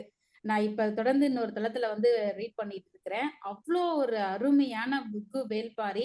பரம்பு மலையை பத்தியும் அங்க இருக்கிற அந்த மக்களுடைய சிறப்பு, அதுல ஒரு கேரக்டரையும் அப்படியே மனசை விட்டு போகவே போகாது. அவ்வளோ அருமையா சொல்லியிருப்பாரு. ரொம்ப தலை சிறந்த நூல் என்னை பொறுத்த வரைக்கும். நான் அதை வாங்கிட்டு ஒரு 2 மாசம் கட்டி பிடிச்சின்னு தூங்கிட்டே இருந்தேன்னு கூட சொல்லலாம். அந்த மாதிரி ஒரு என்னை ரொம்ப கவர்ந்த புக்கு வேல்பாரி. அதுக்கடுத்து வந்து தேர்ந்தெடுக்கப்பட்ட கதைகள், நம்ம கீராவுடைய நூல். அவருடைய நடையில சொல்லியிருப்பாரு இல்லையா, ரொம்ப அந்த புக்கும் ரொம்ப அருமையா இருந்தது. எல்லாமே சிறுகதை. நிறைய நீங்க படிச்ச கதையிலும் அதுல இருக்கு. அதை நான் வந்து படிச்சேன், அதுவும் அருமையா இருந்தது. அதுக்கடுத்து வேடிக்கை பார்ப்பவன், நான் முத்துக்குமாரோடைய புக்கு. அவர் வந்து அது ஒரு கவிதை நடையிலேயே எழுதியிருக்கிறாரு. ஒரு புக்கும் படிக்கிறப்ப அவருடைய வாழ்க்கை வரலாறை சொல்ற மாதிரியே இருக்கும். என்ன ரொம்ப ஈர்த்தது அந்த புக்கு அது. அதுக்கடுத்து வந்தாரங்குடி, ஆசிரியர் வந்து கண்மணி குணசேகரன். இது வந்து நெய்வேலி மக்களுடைய வாழ்க்கை வரலாறு. ஃபுல்லாவே அந்த மக்களுடைய, எனக்கு அங்க இருக்கிற மக்கள்ல ஒருத்தவங்களை தெரியும். கிட்டத்தட்ட அந்த மக்கள் எவ்வளவு ஒரு வைராக்கியத்தோட இருக்கிறாங்க அப்படின்றதையும், அந்த நெய்வேலி மக்கள் எப்படி தன்னுடைய இடத்தை விட்டு அடுத்த ஊருக்கு போறாங்க, அதெல்லாம் ரொம்ப உன்னிப்பா அந்த அந்த ஊர் மக்கள் நடையிலேயே சொல்லியிருப்பாரு. ரொம்ப படிக்கிறதுக்கு எளிமையா இருக்கும். அவ்வளவு அருமையான புக் அது. அதுவும் எனக்கு ரொம்ப பிடிச்சது. அடுத்து மேலும் ஒரு குற்றம், சுஜாதாவுடைய புக்கு. அவருடைய பாணியில இது வந்து இவருடைய அதெல்லாம் வந்து இன்வெஸ்டிகேஷன் பண்ற மாதிரி இருக்கும். அந்த மாதிரி அந்த கணேச வசந்த வச்சு சொல்லியிருப்பாரு. மேலும் ஒரு குற்றம், ஸ்ரீரங்கத்து தேவதைகள், இதுவும் சுஜாதாவுடைய சிறுகதை தொகுப்புகள். இவரு அந்த ஊர்ல அவர் எப்படி இருந்தாரு, அந்த ஊர்ல எந்தெந்த கேரக்டரை பார்த்தாரு, அந்த கான்செப்ட்ல ஒவ்வொரு கதையும் சொல்லியிருப்பாரு. அது ஸ்ரீரங்கத்து தேவதைகள். அடுத்து ஆஸ்டின் இல்லம், இதுவும் சுஜாதாவுடைய சிறுகதை தான். இதுல ஒரு சின்ன பையனுக்காக அந்த கதையை வந்து கொண்டு வந்து போயிருப்பாங்க. ஃபேமிலி சரௌண்டிங்ஸ் ஃபுல்லா எப்படி எல்லாம் அதை வந்து ஒவ்வொருத்தவங்களையும் எப்படி இருப்பாங்க, அதை எப்படி நம்ம வந்து ஒரு கூட்டு குடும்பத்துல எப்படி இருக்கணும்ன்ற அந்த கான்செப்ட்ல இருக்கும் அந்த கதை. அடுத்து போரும் அமைதியும், டால்ஸ்டாய். இது வந்து ரொம்ப ஃபேமஸான ஒரு கதை. அதனால நான் வந்து கொஞ்சம் சுருக்க மாதிரி சின்ன புக்கா தான் எனக்கு கிடைச்சது, அதை தான் படிச்சேன். ஆனா இது ஒரு பெரிய புக்கா. எங்க வீட்டுக்காரர் இது எனக்கு வந்து ரெஃபர் பண்ணியிருந்தாரு. அடுத்து நகரும் விரல், இதுவும் ஒரு டிரான்ஸ்லேட்டட் புக்கு தான். அகதா கிறிஸ்டியோடைய புக்கு. டிரான்ஸ்லேஷன் இது கொஞ்சம் எனக்கு வாஸ்டா தான் இருந்தது படிக்கிறதுக்கு. ஏன்னா இப்பதான் அடுத்த என்ன சொல்றது, அடுத்த டிரான்ஸ்லேட்டட் புக்லாம் இப்பதான் படிக்க ஆரம்பிச்சிருக்கிறேன். அது சோற்று கணக்கு, இது ஜெயகாந்தனுடைய புக்கு. இது ரொம்ப அப்படியே உருக்குற ஒரு கதைன்னு சொல்லணும். ரொம்ப ஆழ்ந்த கருத்தை வந்து சொல்லியிருக்கிறாரு. சோற்று கணக்கு, ஒருத்தவங்களுக்கு எப்படி உதவி செய்யணும் அப்படின்றது அந்த கான்செப்ட்ல வர்றது ரொம்ப ரொம்ப உறுத்தின ஒரு கதை. அதுக்கடுத்து கூடு, பாலகுமாரனுடைய கதை. இதுதான் இந்த புக்கு. இது வந்து அதாவது ஒரு நாட்டை வந்து ஒரு நல்ல அரசன் வந்து ஆளல, அந்த அரசன் வந்து துறவி, அதாவது துறவி வந்து அரசனா உருவெடுத்து ஒரு நாட்டை ஆண்டா எப்படி இருக்கும் அப்படின்ற கான்செப்ட்ல எழுதியிருப்பாரு. ரொம்ப அருமையா இருக்கும். அது அப்படியே ஒரு ஒரு லைனும் ஒரு 2 தடவை படிச்சிருக்கேன். நானும் ஒரு தளத்துல இந்த புக்கை ப்ரெசென்ட் பண்ணியிருக்கிறேன். எனக்கு ரொம்ப பிடிச்சது இந்த புக்கு. அடுத்து பணக்கார தந்தை ஏழை தந்தை, இது எல்லாருக்கும் தெரிஞ்சிருக்கும். ரொம்ப இது படிச்ச பிறகு நான் நிறைய அந்த பினான்சியலா ரொம்ப மைண்ட் செட்டிங் எனக்கு மாறிச்சு. இன்ஸ்டன்டா இப்பதான் ஒரு 6 மாசத்துக்கு முன்னாடி தான் படிச்சேன். அவ்வளோ ஒரு தாக்கம். ஃபேமிலி எப்படி ரன் பண்றது, பினான்சியலா அந்த என்னென்ன அப்படின்றத நான் படிச்ச பிறகு தெரிஞ்சுக்கிட்டேன். எல்லாரும் படிக்க வேண்டிய ஒரு புக்கு. பணக்கார தந்தை ஏழை தந்தை. நற்றிணை நாடகங்கள், இந்த புக்கு பாத்தீங்கன்னா 1957 வந்த புக்கு. எங்க மாமனார் வச்சிருந்தாரு. எனக்கு ரொம்ப பிடிச்சது அந்த தமிழ். அவ்வளோ அருமையா எழுதுகிறாரு. ஆசிரியர் வந்து தோப்பா மீனாட்சி சுந்தனர். நான் திரும்ப திரும்ப படிச்சேன். ஒரு தளத்துல வந்து இதை ப்ரெசென்ட்டும் பண்ணேன். அவ்வளோ அருமையா இருந்தது தமிழ் படிக்கிறதுக்கு. இந்த புக்கை படிச்ச பிறகு நம்மளும் ஏதாவது தமிழ்ல படிச்சு ஒரு டிகிரி வாங்கணும்ன்ற எண்ணம் கூட வந்துருச்சு எனக்கு. அந்த அளவுக்கு என்னை கவர்ந்த ஒரு புக்கு மீனாட்சி சுந்தரனுடைய நற்றிணை நாடகங்கள். இதை படிச்ச பிறகு கொஞ்சம் நான் அந்த குறுந்தொகை அந்த மாதிரி அந்த சில டாபிக் எல்லாம் உள்ள போய் படிச்சேன். நான் படிச்சு அங்கங்க ஒரு தமிழ் திண்ணைன்னு ஒரு இதுல போயிட்டு நான் ப்ரெசென்ட்டும் பண்ணேன். ஓரளவுக்கு அதுல என்னென்ன இருக்கு, அந்த காலத்து மக்கள், அதெல்லாம் பத்தி தெரிஞ்சுக்கினேன் இந்த புக்கால. அதுக்கடுத்து சீவக சிந்தாமணி உரைநடையா நான் அதை படிச்சேன். டாக்டர் ரா சீனிவாசனுடைய புக்கு. இது வந்து உரைநடையா எனக்கு கிடைச்சது, அது படிச்சேன். அடுத்து கடவுளின் நாக்கு. நான் இந்த அளவுக்கு இங்க வந்து ஒரு தெளிவா இங்க வந்து பேசுறதுக்கு காரணமே இந்த கடவுளின் நாக்கு புக்கு தான். எஸ் ராமகிருஷ்ணனுடைய புக்கு. இது வந்து நம்ம எனக்கு படிச்ச பிறகுதான் எல்லா புக்கையும் படிக்கணும், கதை சொல்லணும் அப்படின்ற ஒரு ஐடியாவே வந்தது. அவ்வளோ அழகா எழுதியிருக்கிறாரு. நான் இதை இந்த புக்கை ஃபுல்லாவே ஒரு தளத்துல டெய்லி 1 மணி நேரம் அப்படின்னு ரீட் பண்ணேன். எனக்கு ரொம்ப பிடிச்சிருச்சு. இதை படிச்ச பிறகு எல்லாருக்கும் இந்த புக்கை கொண்டு போய் சேர்க்கணும் அப்படின்ற ஒரு அவா எனக்கு வந்தது. அதை வந்து நான் நினைச்சுக்கிட்டே இருந்தேன். அது நினைச்சது நடந்தது. உடனேவே ஒரு தளத்துல டெய்லி 1 மணி நேரம் படிச்சு இந்த புக்கை ஃபுல்லா படிச்சு முடிச்சேன். நான் 2, 3 தடவை படிச்சுட்டேன். அவ்வளோ அருமையான கதை, சிறுகதை. அதாவது நம்ம நாட்டுல வந்துட்டு கடல் மணல்களை விட அதிக அளவு உள்ளது சிறுகதை. அந்த சிறுகதையை வந்து எல்லாருக்கும் கொண்டு போய் சேர்க்கணும், அது மூலியமா எல்லா விஷயத்தையும் சொல்லணும். இந்த புக்கை பத்தி சொல்லணும்னு நினைச்சா சொல்லிக்கிட்டே இருப்பேன். அதாவது நம்மளை சுத்தி இருக்கிற அது ஒரு உயிரற்ற பொருள் நினைக்கிறோம், அந்த பொருள் எல்லாத்தையும் பேச வச்சிருப்பாரு அவர் அதுல. எனக்கு ரொம்ப பிடிச்சது கடவுளின் நாக்கு, எஸ் ராமகிருஷ்ணனோட புக்கு. அவ்வளோ சிறப்பான ஒரு புக்கு. இதுவும் எல்லாரும் படிக்க வேண்டிய புக்கு. அபிதா, லாசா ராமமிருதவருடைய புக்கு. இது வந்து அதாவது நிகழ்காலம் கடந்த காலம் அப்படின்னு மாத்தி மாத்தி வந்துட்டே இருக்கும். அது சிறுகதை மாதிரி, அது அந்த மாதிரி கான்செப்ட்ல. அக்னி சிறகுகள், இதை வந்துட்டு நான் காலேஜ் இதை மாதிரி படிக்கிறப்ப இந்த புக்கை வாங்கிட்டேன். அப்ப படிச்சேன், எனக்கு ஒன்றும் புரியல. ஆனா இப்ப ரீசெண்டா ஒரு 2 மாசத்துக்கு முன்னாடி படிச்ச பிறகு நான்லாம் அழுதுட்டேன் ப்ரெசென்ட் பண்றப்ப. அவ்வளோ விஷயம் சொல்லியிருக்கிறாரு. ஒவ்வொருத்தவங்களும் படிக்க வேண்டிய புக்கு, ஒவ்வொருத்தவங்களும் முன்னேறதுக்கு ரொம்ப ஊன்றுகோலா இருக்கும் இந்த அக்னி சிறைகள். அப்துல் கலாமுடைய புக்கு அவ்வளோ அருமையான புக்கு. இதையும் நான் 2, 3 தடவை படிச்சுட்டேன். சிறப்பான ஒரு நூல். அடுத்து வஞ்சிமா நகரம், நான் பார்த்த சாரதியோட புக்கு. இது வந்து ஒரு குறு நாவல் மாதிரி வரலாற்று கதை. அந்த என்ன சொல்றது, காதல் சம்பந்தப்பட்டது. அது அது ஒண்ணு. கடல் வாணிகத்துல போயிட்டு எப்படி சிறந்து வழங்கணும் அந்த மாதிரி ஒரு கான்செப்ட்ல வரும் அது. அந்த கதை. அடுத்து இது வந்து நம்ம ஸ்ரீ ராமகிருஷ்ணருடைய வாழ்க்கை வரலாறு அப்படின்னு ஒரு புக்கு கிடைச்சது. இது எங்க மாமனார் தான் வச்சிருந்தாரு. இது அவருடைய வாழ்க்கை. அங்கங்க இப்ப கொஞ்சம் கொஞ்சம் தெரியும், ஆனா முழுமையா அந்த புக்கை படிச்ச பிறகு தெரிஞ்சுக்கிட்டேன். அது ஒண்ணு. அடுத்து பெர்னாட் ஷாவுடைய பொன்மொழிகள். இந்த பொன்மொழிகள்லாம் படிக்கிறதுக்கு ரொம்ப பிடிக்கும். அதனால அங்கங்க எல்லாத்தையும் எழுதி எழுதி நிறைய டைரியா எழுதி வச்சிருக்கிறேன். அது இந்த புக்கா கிடைச்சதுல ரொம்ப சந்தோஷம். அவ்வளோ தூரம் இருக்குது. ஒரு இதெல்லாம் 100 பேஜ் தான். இதுல அவ்வளோ பொன்மொழிகள் இருக்கு. அடுத்து எழுச்சி தீபங்கள், இந்திய ஆற்றலின் ஊற்றுக்கள். இதுவும் ஏபிஜே அப்துல் கலாமுடைய புக்கு தான். இதுலயும் மாணவர்களுக்காக நிறைய ஒரு பாயிண்ட்ஸ் கொடுத்துருக்கிறாரு. நிறைய கருத்து. அவர் ஒவ்வொரு இடத்துலயும் போய் மாணவர்களை சந்திப்பாருல்ல, அந்த நிகழ்ச்சி எல்லாத்தையும் தொகுத்து இதுல வழங்கியிருக்கிறாங்க. இதுவும் ஒரு சிறப்பான நூல். அடுத்து புதிய குழந்தை ஓஷோ. இதுல வந்துட்டு குழந்தைகளை எப்படிலாம் வளர்க்கணும், அவங்களுக்கு எவ்வளவு ஃப்ரீடம் கொடுக்கணும், அந்த பேரண்ட்ஸுக்கான புக் இது. நிறைய சொல்லியிருக்காரு. ஓஷோனாவே நிறைய சொல்லுவாருல்ல, அந்த கருத்துல வந்த நூல் இது. அடுத்து ஈட் த ஃப்ரக். இது ரொம்ப இம்பார்ட்டன்டான ஒரு புக்கு. காலை எழுந்தவுடன் தவளை. இது ஒரு டிரான்ஸ்லேட்டட் புக்கு தான் இது. அதாவது இதை படிச்ச பிறகு ஃபோன் யூஸ் பண்றது நான் மேக்சிமம் குறைச்சிட்டேன் அப்படின்னு சொல்லுவேன். அவ்வளோ டைம் சேவிங். ஃபுல்லா ஃபோன் வந்து ஒரு மூளைக்கு போயிடுச்சு. இப்ப நிறைய புக்கு படிக்க ஆரம்பிச்சதுக்கு இந்த ஒரு புக்கு என்ன ரொம்ப மாத்திருச்சு. அவ்வளோ அருமையான புக்கு, மோட்டிவேஷனல், எல்லா பாயிண்ட்ஸும் அவ்வளோ அழகா சொல்லியிருக்கிறாரு. இதுவும் ஒரு சிறந்த புக்கு. அடுத்து இப்படிக்கு காலன்றது இது புதிய தலைமுறையுடைய இது. இதுல எப்படின்னா நம்ம நாட்டிலோட வாணிகம் எப்படி வளர்ந்தது, அதுக்கு எப்படிலாம் நம்ம வந்து நம்மளுடைய வணிகத்துல அந்த கரன்சி காயின் அந்த காலத்துல எப்படி எப்படிலாம் யூஸ் பண்ணாங்க, அந்த பண்டமாற்றம் எல்லாம் எப்படி இருந்தது அப்படின்றத பத்தி ஒரு ஆர்டிக்கலா போட்டிருந்தாங்க. இது கிடைச்சது, இது ரொம்ப அருமையா இருந்தது. அந்த காலத்து காயின்ஸ், அந்த காலத்துல இருந்து எப்படிலாம் காயின் எப்படி இருந்தது, அது எப்படி கரன்சியா மாறுச்சு, அதனுடைய வணிகம் இப்ப எப்படி எல்லாம் இருக்கு, பங்கு சந்தை வரைக்கும் எல்லாத்தையும் இதுல டீட்டெயிலா சொல்லியிருக்கிறாங்க. இது எனக்கு ரொம்ப பிடிச்சிருந்தது. காலங்களா? இப்படிக்கு காலம் அப்படின்ட்டு புதிய தலைமுறை ஆர்டிக்கல் இது. அடுத்து அவரின் இறுதி வணக்கம். இது வந்து சோமு. இது வந்து ஒரு சின்ன சிறுகதை. இது ஒரு டிரான்ஸ்லேஷன், அதாவது ஆங்கில மொழிபெயர்ப்பு கதை. சின்ன கதை தான் இது. அதுக்கடுத்து உலகின் தலைச்சிறந்த 50 சிறுகதைகள் அப்படின்னு ஒரு நூல். இதுல 50 சிறுகதை இருக்கு. எல்லாமே ரொம்ப ஃபேமஸான ஆத்தர்கள். பல ஆத்தர் இருக்காங்க இதுல.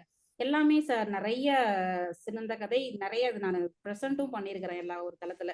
அவ்வளோ அருமையான புக்கு. அவ்வளோ எல்லாமே என்ன சொல்றது, தமிழ் டிரான்ஸ்லேட்டர் புக். இது வந்து மிஷின் டிரான்ஸ்லேஷன் புக். ஆக்சுவலா கொஞ்சம் படிக்கிறதுக்கு கஷ்டமா இருந்தது. ஆனா தலை சிறந்த ஆசிரியர்கள் இருக்காங்க. ரவீந்திரநாத், ஆஸ்கர் வைல்டு, அது மாதிரி ஆசிரியர். இந்த புக்கு தான். இது நிறைய இருக்கு. 50 கதை. எங்க ஃப்ரெண்டு ஒருத்தவங்க ப்ரெசென்ட் பண்ணாங்க. படிச்சு முடிச்சிட்டேன். மூச்சா உட்காந்து படிச்சு முடிச்சிட்டேன். நல்லா இருக்கு இதுவுமே. அடுத்து தங்கச்சி கல்யாணம் சிறுகதை அப்படின்னு. இது வந்து ஒரு ஃப்ரெண்டு நம்ம தளத்துல இருக்கிறாங்க. கல்பனா சன்னியாசின்றது அவங்களுடைய புத்தக புதுசா இப்ப வந்து வெளியிட்டு இருக்காங்க அந்த புக்கு.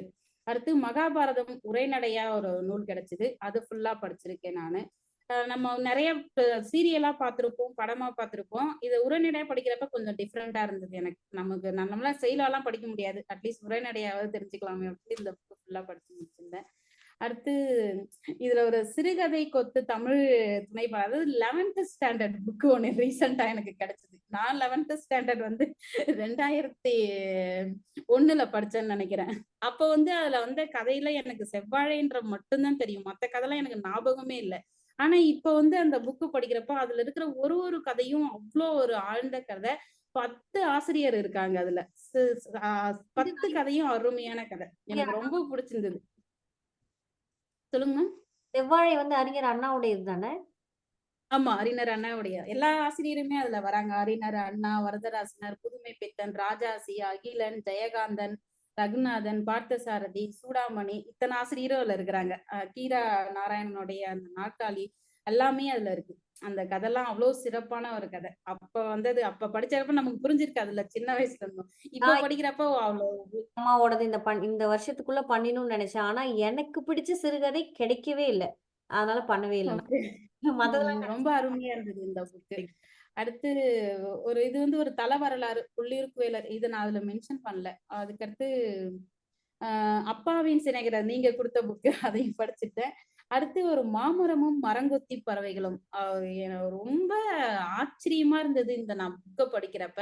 இது வந்து 1995 வெளியிட்டிருக்காங்க. ஆனா இப்பதான் நான் அதை படிக்கிறேன். நம்ம நாட்டோடைய நிலைமை என்ன அப்படின்றத அவ்வளவு தெளிவா அந்த புக்ல வந்து அவர் சொல்லுகிறாரு. இதுவும் ஒரு சிறுகதை தொகுப்பு தான். ஆசிரியர் வந்து சு. சமுத்திரம். அருமையான புக்கு. இதுவும் எல்லாரும் படிக்க வேண்டிய புக்கு தான் மேம். அவ்வளவுதான் மேம், முடிச்சுக்கிறேன் நானு.